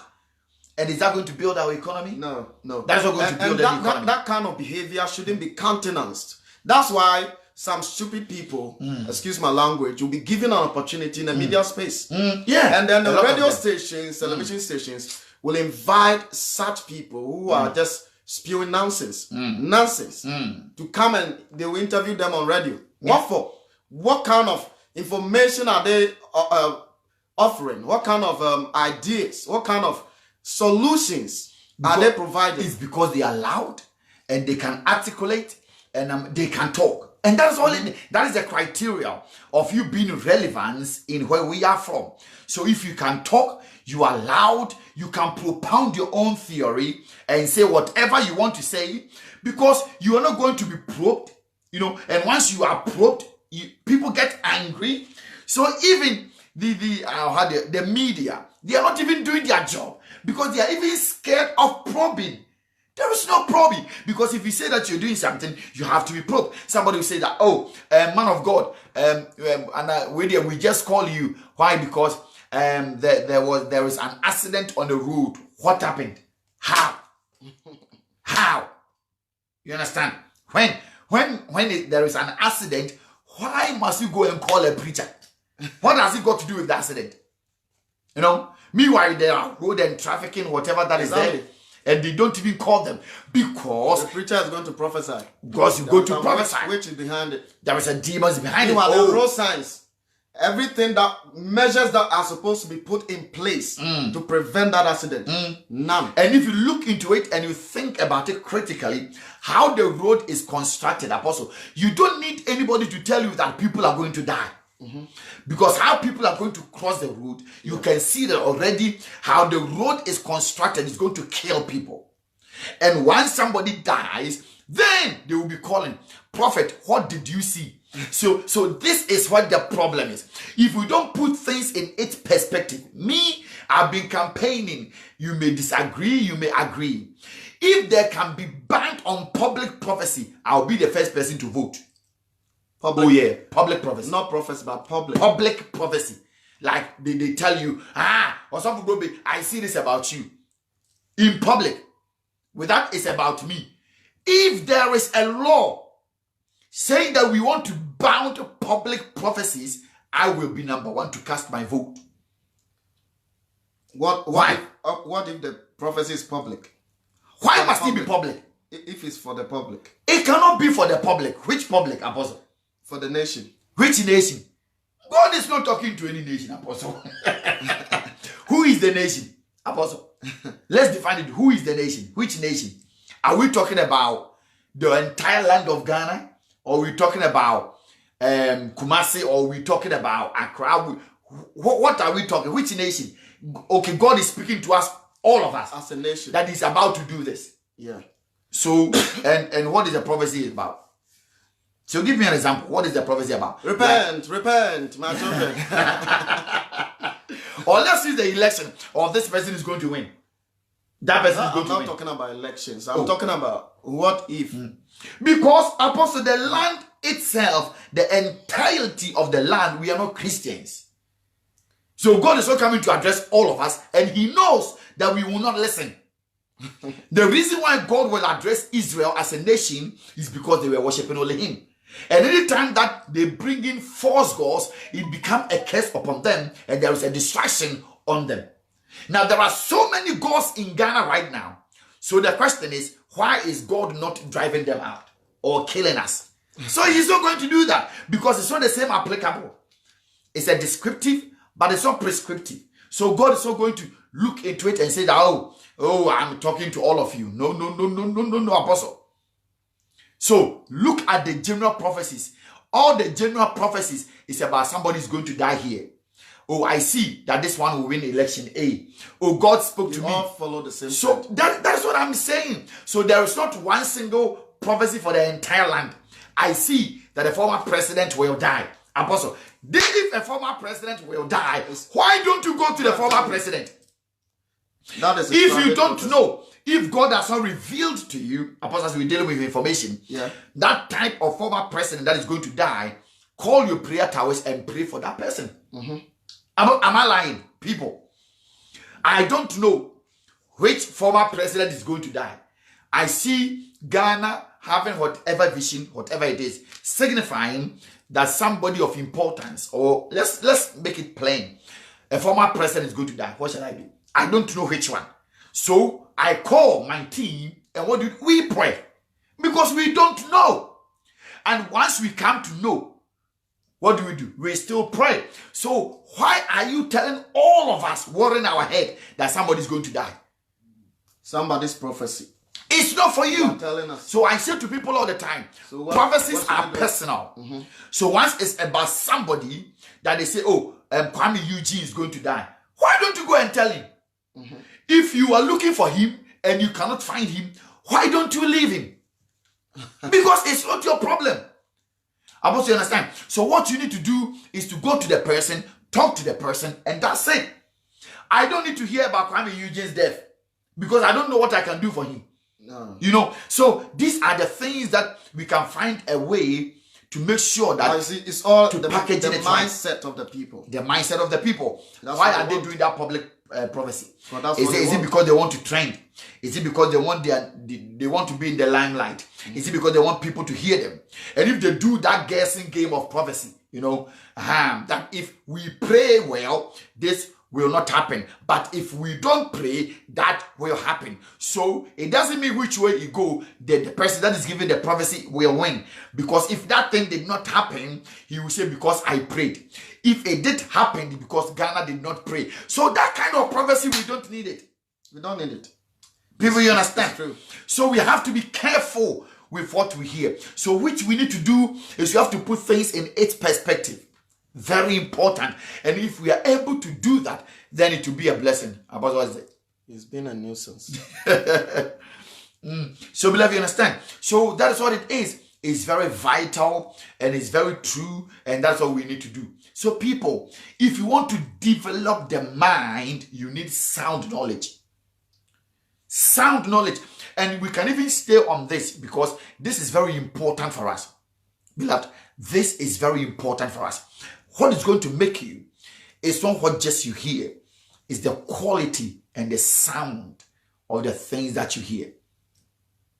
Not just any message at all. But Jesus says that, Apostle, you shall know the truth. And the truth that you know shall set you free. So what you are hearing, it must be based on truth.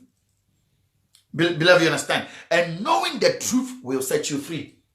So you want to touch on it? Yeah. So knowledge, like you have said, is the most important commodity that is needed for the advancement of any individual or a nation or a community or society. What transforms a nation is an accurate knowledge. Accurate knowledge. Not the kind of knowledge that carries the potential, the power to transform.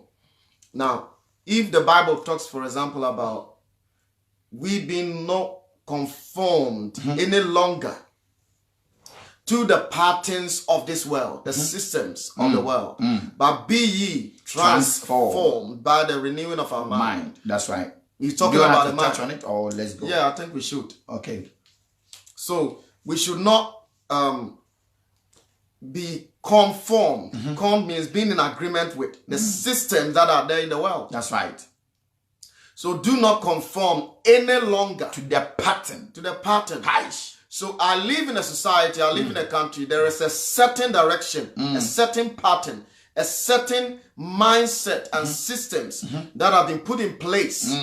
Those systems and those patterns If they are not in conformity, they are not in conformity with the word of God. With the word of God. And also, they don't project positivity. They don't help solve problems. Those kind of patterns are destructive. Because within the system, the kind of knowledge that they are propounding is only to project a certain image, a certain individual. Apart from that, it doesn't seek to solve any problem. Exactly. So if I live within that society, how do I break out of the status quo? How do I conform? Meaning, I stand in agreement with them, I do what they are doing, and therefore I'll get the same result they are getting. You see, life is predictable. Exactly. Life is very predictable. I can predict your life based on what you are doing today. Exactly. Or saying today. Life is very predictable. Most of the people that have come into the world and they have done several things, achieved several things, when you saw how they started, you could predict that this guy is going to achieve something significant in future. Why? Because they were not just living an ordinary lives. Whilst others were in secondary school, for example, they were clubbing and spending monies and gambling and doing all manner of things. You can see this. These guys devoted their energies, their time, their resources and everything on their books. And you can see the pattern. Exactly. A good pattern. So they raised a standard. They set up a certain standard that we are not going to conform any longer to the system that are already in place. To the system of failure. But we are going to be transformed. But that transformation is not going to happen if our mindset is in conformity with the order of the day, with the system that is in place. So we must think above. Transformation means thinking above. A complete change in form. A total change. Not a half change. Metamorphosis. Yeah. Not a half change, a complete change in form. So if you want to excel, beloved, you must be willing and ask yourself, am I a changed person? In your relationship, in friendship, ask yourself, am I a changed person? Because I've been in a relationship with somebody, it did not work out. What happened? You begin to assess what went wrong and make sure that if I want to go into another relationship, I need to metamorphose, which is a complete change of the way you behave, the way you talk, what happened that it led to that separation or whatever that it is. Then wisdom will tell you that. Make sure that next time, let there be a metamorphose. You're going to now work on yourself. You're not going for prayers. You're not going to think that there is a demon or a principality or powers or whatever. After praying, you begin to work on yourself. And the working aspect is what some of us, we don't like. You want somebody to easily come and tell you that, oh, sister, don't worry. It's not your fault. It's from your mother's house. Which mother's house? Then your mother's house, the people there, the ladies there, they don't want to conform. They don't want to change. They don't want to metamorphose. So it's not the problem in your mother's house, but it's about you, how you change. As a man, if no woman wants to live with you, ask yourself why. And begin to work on yourself. Work on your mind. Change your mindset. Change your behavior. These are the things that we need to be able to develop ourselves. A complete change. Transformation. You need to renew your thinking. Now, for example, some of us here, those who live in abroad, when we say renew, it's something that we come across so easily. Oh, man of God, I'm going to renew my passport. I'm going to renew my driver license. Now, if you have a driver license, it's an old driver license. You don't have a new driver license. You did not renew it, though you have a driver license. When you are driving and the police stops you, you have a license, but it's old, which means that it's out of date. You cannot use it again. Obsolete. It's obsolete. You cannot use it again. Now, you have a passport. It can be an American passport. It can be a Switzerland passport. It can be a British passport. It doesn't matter how powerful the passport is. Once you are traveling and the passport is out of date, you cannot travel with that passport. Why? Because it's not in use. Expired. is expired. So the Bible is saying that there are certain things that you need to do that the mind that you are using to do that very thing is expired. How you are going to do it, it will not give you any result. How you are living with that wife will leave you very soon, because very soon it will be out of date. It will be expired. So if you want to live with the person, you must renew yourself to become a new and a better person. So that's what we need, so that we are able to progress and transform our lives. So if you're not able to do that, friends, how are you going to progress? How are you going to be a blessing? How are you going to get there and materialize the good stuff that is in you? So there has to be a renewing of mind.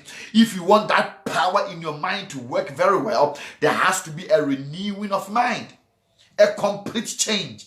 Make sure you get a new one, renew it, redo it, put the new things in place, so that, because they say that insanity, it keeps doing the same thing over and over and over, and making sure that you think that you're going to get a different result. That is insanity. That is insanity. So you have to change. And once you change, that is where you're going to be a blessing. So renewing your mind is very, very important. You're going to make your mind new again to its original form. Because there has been a lot of dents on the way we think. Sometimes where we live, our society, our community, our friends that we with, there has been a lot of damage on your mind. And once the mind is damaged and it's not cleaned, what comes out is very, very toxic, and it can destroy lives. Very destructive. So beloved, you hear me? So if you want to build yourself, like you are a young person, you want to move on, you are a young person, you want to succeed, what do you need to do? If you're an adult, it's not about me, I and myself. What impact can I make to the next generation? Some people are supposed to become so wicked when they grow up and they think that they were looking for a certain lifestyle and they were not able to get it. So they think that they are disappointment to themselves. So therefore, they want others to trend on that same level. So they become so difficult in their approach. Instead of them using their experience to teach people that don't be at my place. You understand? Make sure that you be a better you, a better person. Do ABCD. I am praying for you. I am supporting you. Apostle, you don't see much of black people doing that. No, they are saboteurs. White people will tell you that I did this and I was wrong. You don't need to go through this. They will inspire people for them to move on. In fact, they will use their shoulder as a springboard to jump on it to the next level by telling them their experience and the things that they've been through. In our community, if I know how to get rich, it's in my mind. I don't want to tell anybody. Even if I see you that you are really trying to make it, I sabotage you. I don't want to go anywhere. And that mindset, we have to try and get rid of it. It's an old system that destroys things. In Matthew chapter 9, Jesus says something. He said that no one pour a new wine into an old wineskin. He says if you pour a new wine into an old wineskin, the wineskin will burst. It will break and you're going to lose the wine in it. Why? Because when you have old wineskin, because when you put a fresh wine in that wineskin, because when it ferments, it expands itself. So it stretches the wineskin.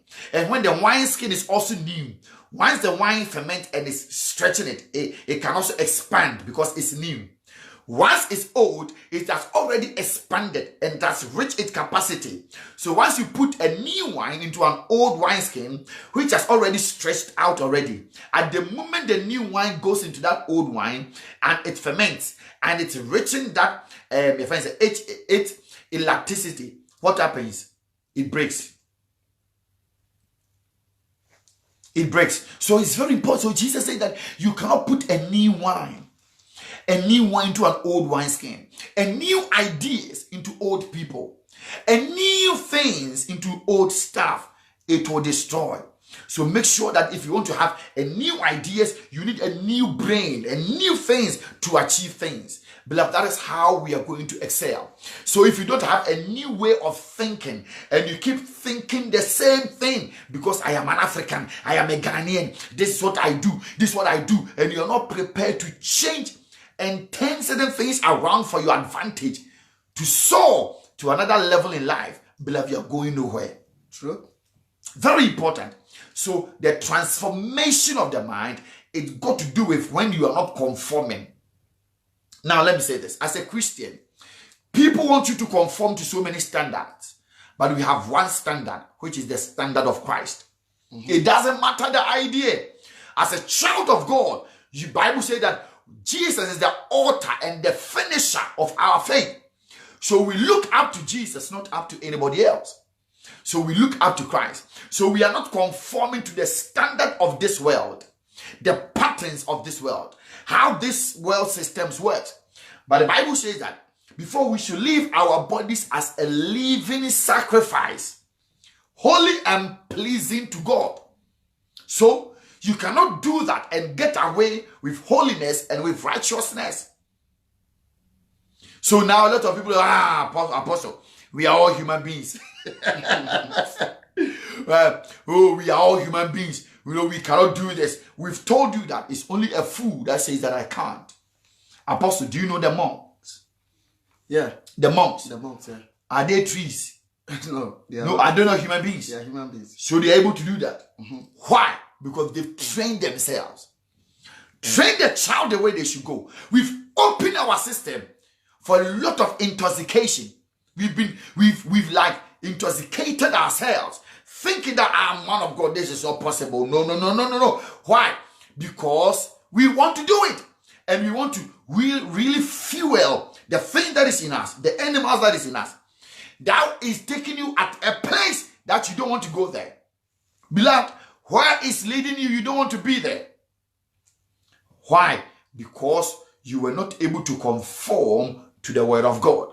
So you want to have a powerful mind, you must conform to the original mind, the mind of Christ. The Bible says that let this mind that be in you, which was also in Christ Jesus. So your mind should be like a Christian, the mind of Christ. Not just only the spiritual things, not just about the tongues, that you speak in tongues, not just about prayers, not just about the way you fast, not just about the prophetic, not just about the way you see things, but your mind, which is very precious, must also be in conformity with the mind of Christ. And the Philippians will tell us the things that we should think about. Philippians 4:8.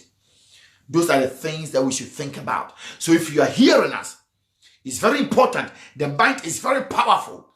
But to have a distorted information, an inaccurate information, and you receive that information, beloved, it will destroy you.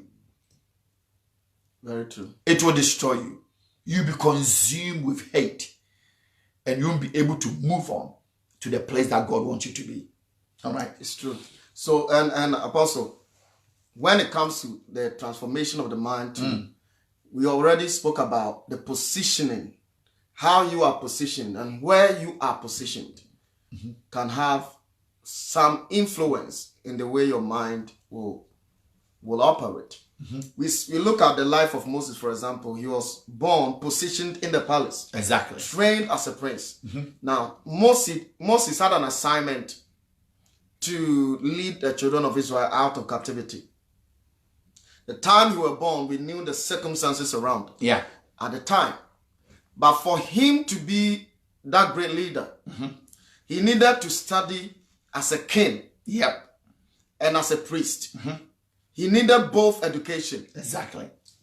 Because those kind of knowledge and information was critical for his assignment. For his assignment, very critical. So if you don't know what you have been called to do, what you have been assigned to do, then you want to learn everything.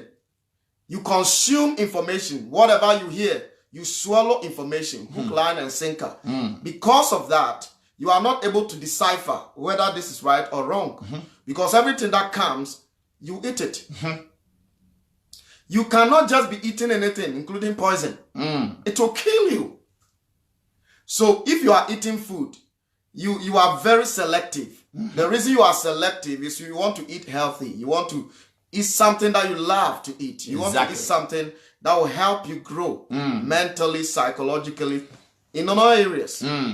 So if I know that my assignment is to lead a certain amount of people, thousands or millions of people, then the kind of training that I need or require to be able to achieve that purpose will not be the same as a man that is being mandated to be a medical doctor.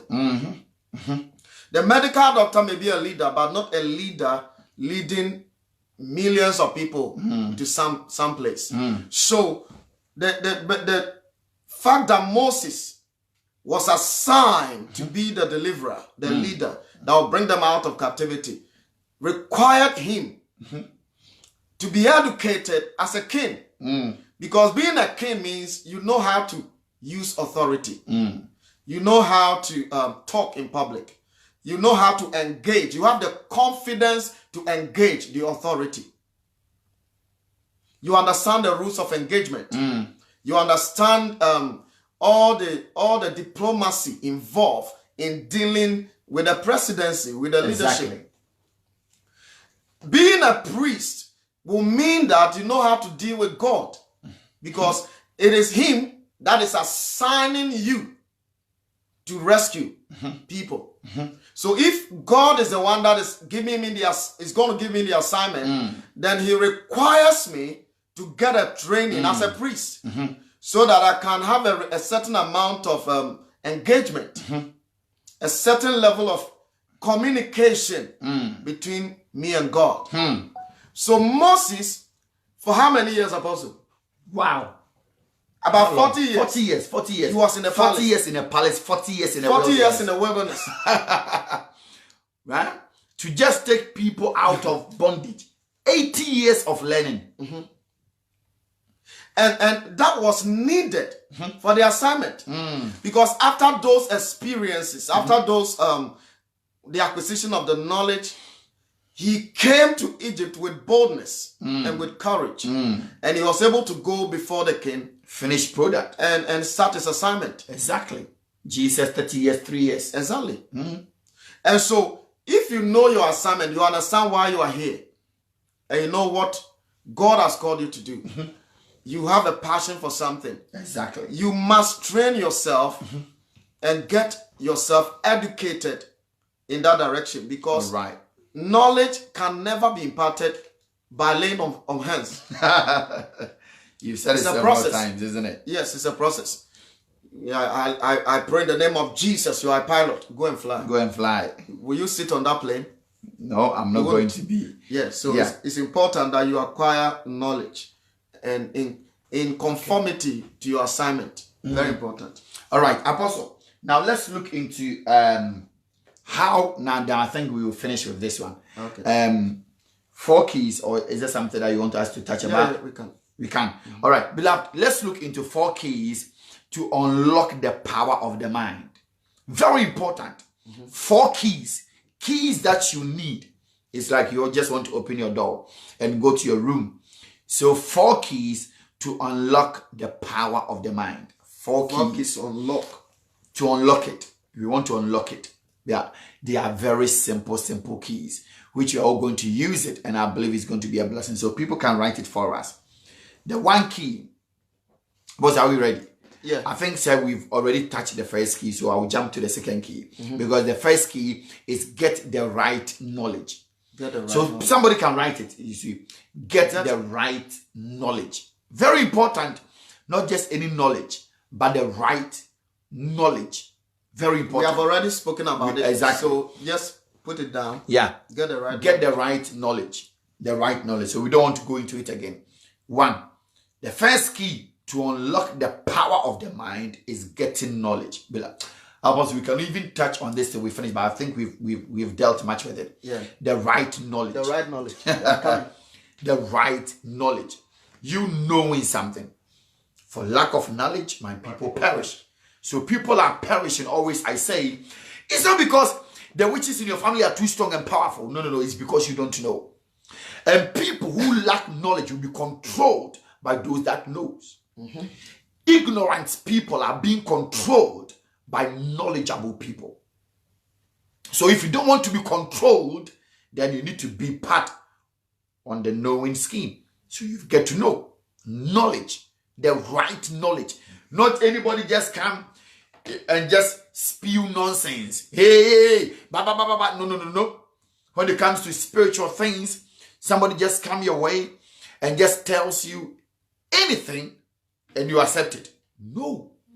You must get the right knowledge. And how to get the right knowledge, we've told you, is to weigh the information, measure the information, test the information. That's what you need to do. Sometimes you need to sit there and you process it in your mind to find out. That is very important. So, the first one is get the knowledge. The second key to unlock the power of the mind is change your beliefs. Change your beliefs. Your beliefs. The belief is B-E-L-I-E-F. B-E-L-I-E-F. Change your beliefs. Change it. Change your beliefs. Your belief system. Beloved, you see, you think that is nothing, but it's contributing to some of us, the reason why we are not prospering. Yeah. Our belief system. And this is a typical African. Sometimes we will say that, this is who we are. Really? This is who you are. Who made you that way? God didn't create you that way. So who gave it to you? If you have to change it, change your belief system. Change it. If you don't change it, beloved, sometimes it will lead you to a place that what you believe in is extinct. Some of you now, what you believed in when you were, let's say 20 years ago, it's not the same thing that you believe in it again. So you ask yourself the things that you believe in. You must be able to put it down and change your belief system. You must change it. It is very key to what we want to do. Change the belief system. You must have a close look at the things that you believe in. Have a close look, or you must begin to think about the things that you believe. Your belief system, what makes you. If you're able to change it, if you're able to look into it and you ask yourself the honorable question, where are you going with this? Where am I going with this? What am I achieving with this? If you're able to look into yourself and you change that belief system, that makes you you. The belief system is that what makes you you. So if you look into those things and you think that it's not helping you, beloved, change it. What do you believe in? Change it. You understand? The belief system is very key. The belief system. Thirdly, beloved, you must become passionate about learning. Become passionate. Can somebody put that one there for me, please? Become passionate about learning. All right, so the second one that we said is that change your belief, change your beliefs. Change your beliefs. The third thing is very important. Become passionate about learning. I like to read a lot. Sometimes I'll call Apostle. Say, Apostle, what are you doing? Around 1 a.m. Says, I am reading. I say, oh, wow. Guy, you need to sleep. He says, I'm reading. Beloved, what are you doing? You are getting information. You are learning. And you have to be passionate about it. Passionate about learning. It's not just reading. There are so many things you can learn, but you need to be passionate about it. If the passion is not there, there is nothing you can able to do. But I don't know if you want to touch on the belief system. Yeah, the belief system is like you said earlier, the mind is like a processing center. So your belief, the beliefs you have, is what is going to influence your actions. Because your belief system is like a traditional culture that you have adapted yourself into. So it's become part of your life. Daily as you live, your actions, your attitude and everything is being influenced by your belief system. By your belief system. So whether you believe, you have belief in poverty, you believe in... I love things somebody believes in poverty. Of course. Oh yeah, people. Have you not heard the saying? After we are here for as a yeah. There are a lot of people that have accepted poverty as their own property. And so they have that system as part of their culture, their tradition. And for anything to work for you, you must admit that this kind of belief is not helping me. It's not helping me. What is wrong for me changing it? When they see rich people have gathered, they will not go there. No, this is not my. This because they don't see they can fit in. I can't fit in. Hey, look at the car they are driving. Look at the way they are dressed. Look at. So they don't have the confidence to even engage in certain. They all drug addicts. So they will end up. They all deal with drugs. That's why when you live in an environment where there's a lot of poverty, every rich man is corrupt. Either corrupt, drug dealer. They don't celebrate successful people because the belief system is nobody is supposed to prosper to this level. You know, you can prosper, you can build a house, you can buy a nice car, but to open such a huge company, a huge corporation, wow. How did you manage to do it? You must be a drug dealer. You must be doing something corrupt. They don't understand. They will not understand. And because they don't understand, they make their own interpretations and all that. So belief systems in various families, in various communities and nations really do affect. You can go anywhere in the world where majority of the places where the black people are. You see friend princess. Inferiority. The inferiority complex, how we see ourselves, isn't it? Has affected the people within those communities so much so that they have imprisoned themselves and they have cocooned themselves into one particular environment. They will not move. They will not break out. They will not do anything. And if you live amongst them and you want to break out, they will sabotage you. They will attack you. Sometimes they will use juju on you. They will do all manner of yes, Apostle. Because they don't want to see progress. You are one of us. Remain one of us. Don't try to come escape. out of it. No. Why are you escaping? We are all in the same soup. Why do you want to leave? You know. So that is a system, a mindset that must be demolished. And how can that be demolished? Because at the end of the day, I want to progress. You want to progress. Why is it that when we are in that community, that environment, we want everybody to remain there? And if you strive and you are working hard to come out of it, the same people within the same vicinity will bring you down. Why? Because that believes that system. Because that is how they have been conditioned. And they have believed that this is the right way for us to live. Because if you are conditioned and you accept it, you believe it, like we said earlier, that is how your subconscious mind has been programmed. And you are who you have accepted to be. You are, as a man thinketh in his heart, so is he. You cannot do nothing else apart from what you have accepted and believed. So it's important for you to change that, like we have said, information and the quality of information that you receive. Sometimes you are waiting that somebody will come and pick you up and say, hey, leave. No, success doesn't happen automatically. Or nobody will voluntarily come to you. It happens once in the blue moon. That somebody will pity you, have mercy on you. And pick you from where you are. So if that is your prayer, you're going to pray for a long time. Exactly. So you don't wait. You don't put your life to chance like that. You don't wait for somebody to come from somewhere to help you come out of that. You need information to change. And the information you need, you must find those information from the right sources.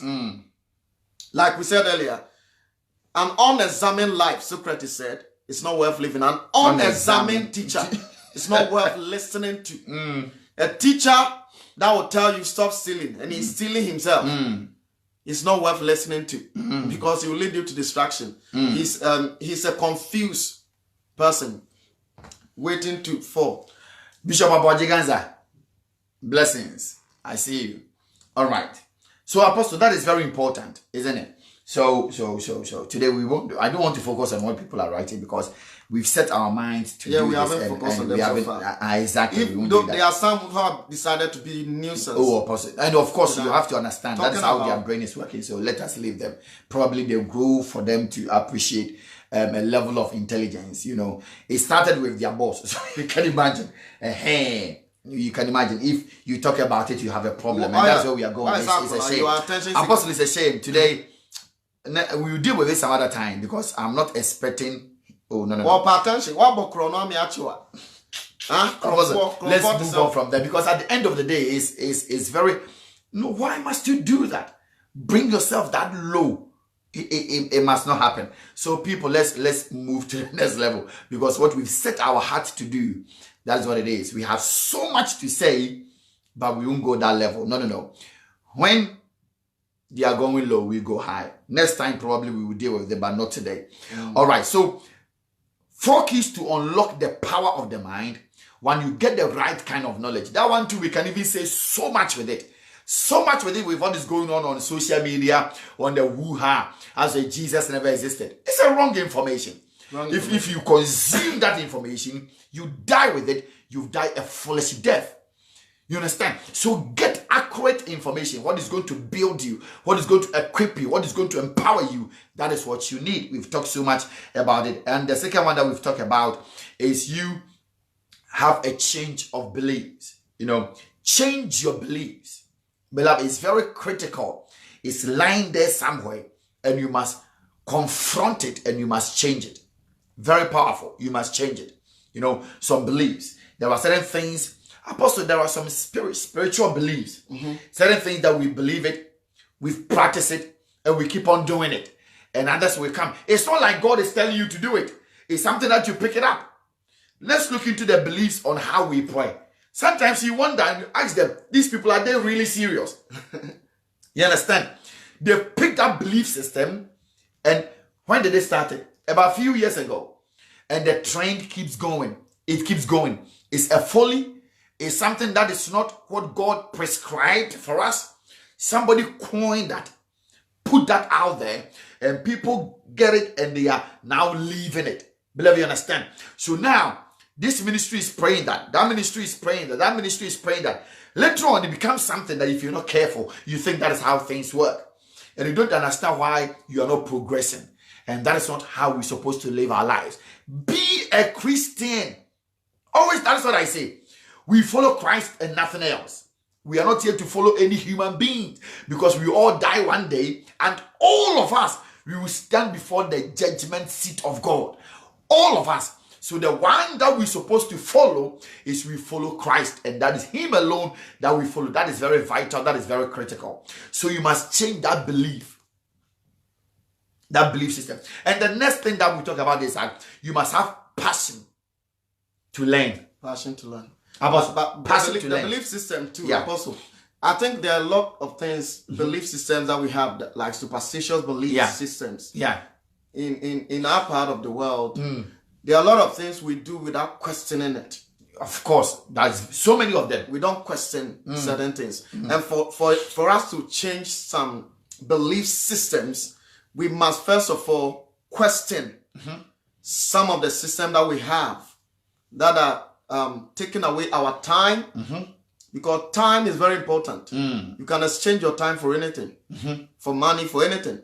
So if there is something that is taking my time, I must question that thing. If there is something that is taking my energy, I must question it. Because what is it bringing to you? What is it bringing to me? There's something that is taking away my peace, my joy, my happiness. I have to question it.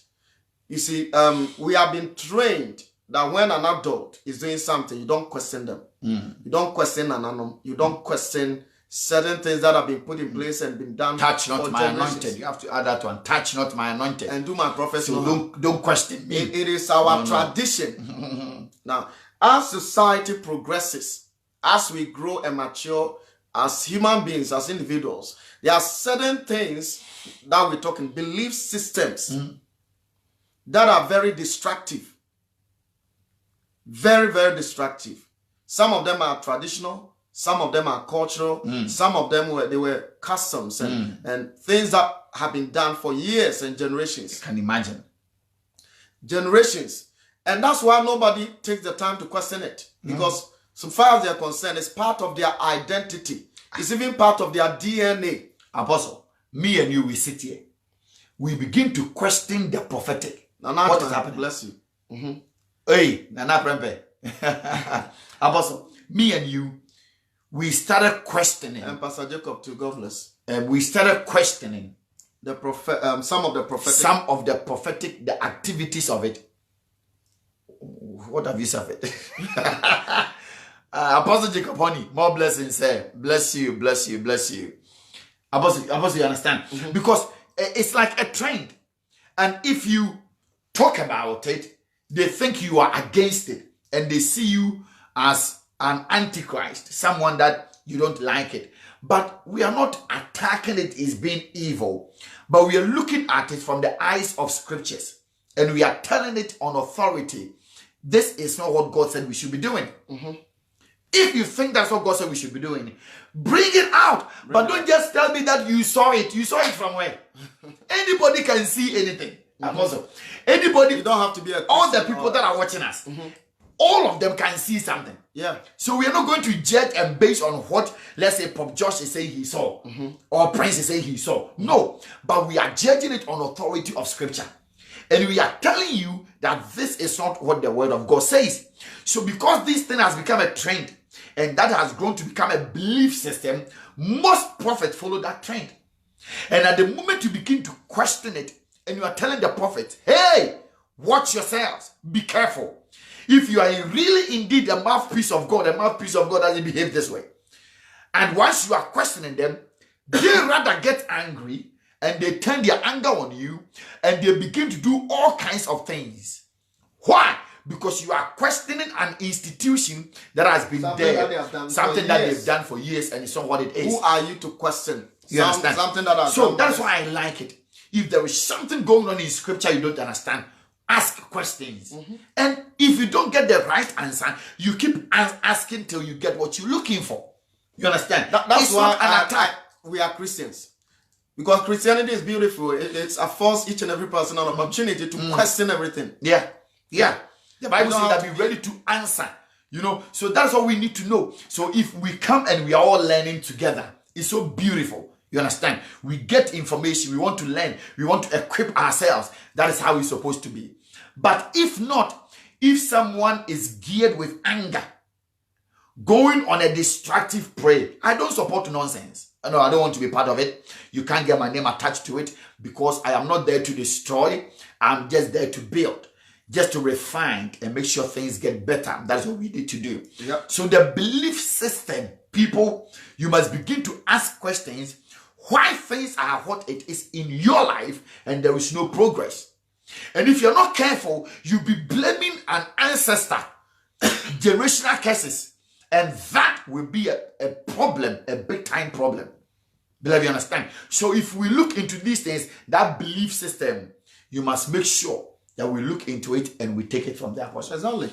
We have many things. If I was in Ghana, for example, I'll be questioning the chieftaincy institution. Okay. What is their relevance? They are traditional heads. At the moment, we have a republic. Ghana is a republic. It's not a monarchy. But our traditional leaders are very influential. So we need to now begin to question their relevance at the moment. Not to say get rid of them. No. But question. But get more. What are they doing to support the society? Now, recently they wanted to vote for chief executive officers, isn't it? The referendum they wanted to do. You can give that to the chiefs to do, because a long time ago they were the ones governing various towns and cities, and they were doing it very well. So if there are chiefs who are not trained, train them and give them that position to run their own towns and their own villages. Okay. Empower them instead of you appointing somebody. It's simple. Because at the moment, what is their relevance? I don't even know. Apart from pouring libation. What is their relevance? And various ceremonial stuff they do. Which we don't get any result of it. Yeah, so if they are paramount chiefs, give them the power to appoint various other chiefs to govern various places. If they are chiefs in a town, give them that position and fund them to do other things. All right. People there, so that is that. I think we will try and visit this some other time as we progress. Yeah. Apostle, the third one, become passionate about learning. Passionate about learning. That is why I think, say, development starts. If we want to empower the brain, Apostle, we need to begin to learn. Because as you just said, we all have common sense that we all operate from. But the learning abilities is all different. Yeah. So my common sense, Apostle, is different from your common sense. The level of common sense which we operate in, we don't go to school with common sense. Yeah. But we learn it through the environment in which we live. So it's common knowledge that everybody is supposed to have. And anything that is common, it doesn't build anything. This is simple thing. Anything that is common, it doesn't build anything. So if we are passionate about learning, that is when we begin to get knowledge and we impart that in the community and we get that. The only person that I've come to know that was doing that in Ghana or that did that in Ghana was Kwame Nkrumah, who in his days was forcing kids to go to school. And if you are a parent and you don't take your child or your children to school, you'll be in trouble. The same system was here and is still here. Because if you are an adult, you are a parent, and your children are not going to school, and you don't give letters to your council to say that you are homeschooling them. You want to homeschool your own children. They will look into what you have to do for them to go and take exams. If you don't go and ask for that permission, and you don't take your children to school at all, by the time you realize, the system will come, the council will come, and they will take the children from you. Because learning has become part of the culture that they live in. It doesn't matter if you want to become a business something. There has to be a level of education at a certain level. So, if we want to progress, beloved, we can use every common sense in our brains because mine is different from mine. Sometimes, when I see the way you talk, I will say you are talking rubbish. You also may talk rubbish. That one may also talk rubbish. Why? Because my common sense is from Sakomono. Your common sense is from Sheshi. Your common sense is from Timbuktu, whatever it is. My common sense is from London. Your one is from US. So, because the area in which we live, we have different things. And it's not common to all of us. So the common sense that I will exhibit, or a 7-year-old child will exhibit, a 30-year-old man cannot have that common sense in a certain place. It's as simple as that. So once we go and we get knowledge and we are passionate that, you know what, let's give ourselves the next 20 years of Ghana. We want everybody to be educated to a secondary school level. It's not because it's free if you like take it or not. There is a law that you must take them. And as you said, if we have empowered the chiefs or the assemblymen, making sure that every parent you're taking your children to school, if not, we will sentence you to 3 months in prison, give you a hard labor, whatever it is. It becomes a law and a rule, Apostle. The next 20 years of Ghana, do you know how many learned people we will have? Exactly. It will change the face of the nation. We will change all the children that are selling on the street. It becomes a law.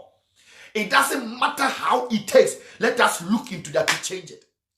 Build it.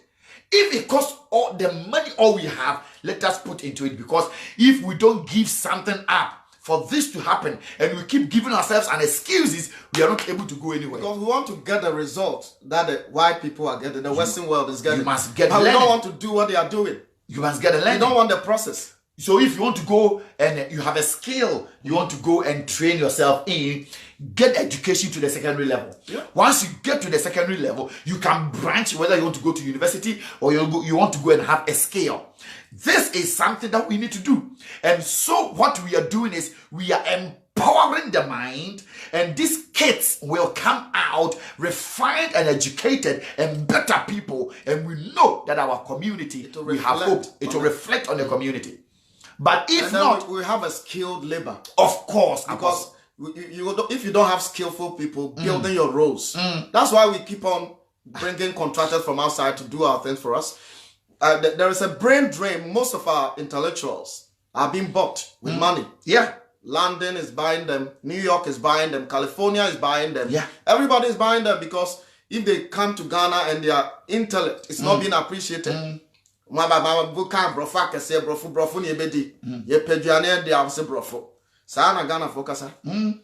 is that you want to develop a nation, you want to build a nation, and you are trivializing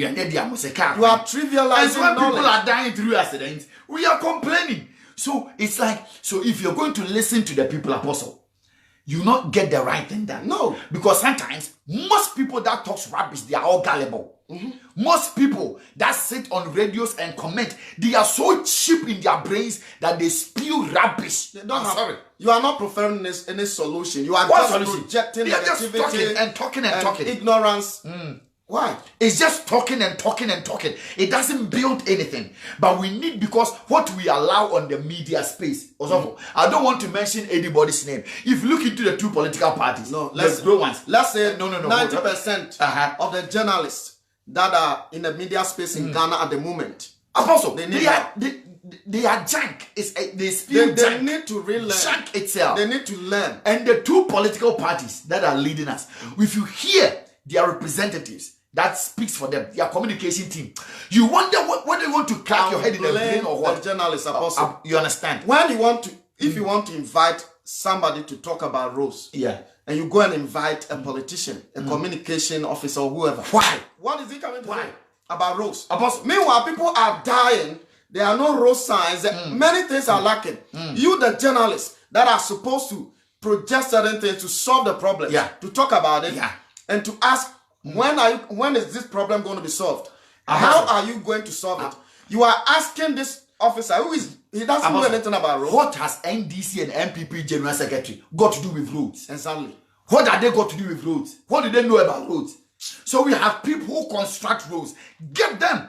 Get experts, their views. But they don't respect them. Apostle, they don't respect them. Because why? Because at the moment Ghana, we finish election, what happens? The next day, how do you call it? What is that? They start their propagandas. They start whatever. One is talking for and one is talking against. So that's all it's about. So if we don't put our national foot down, interest at heart. Apostle, if we don't put our foot down and we demand these things, we are not going anywhere. So if we are not passionate about learning, if you go to Accra, a city like Accra, look at the beggars, the children, future leaders. Look at what they are doing. What do you think is going to happen? More armed robbers will be coming in. People are more frustrated. They are going to rape children. Things will happen because we are not dealing with the fundamentals. Meanwhile, if we put them there, you give birth to them. Make sure you take them to school.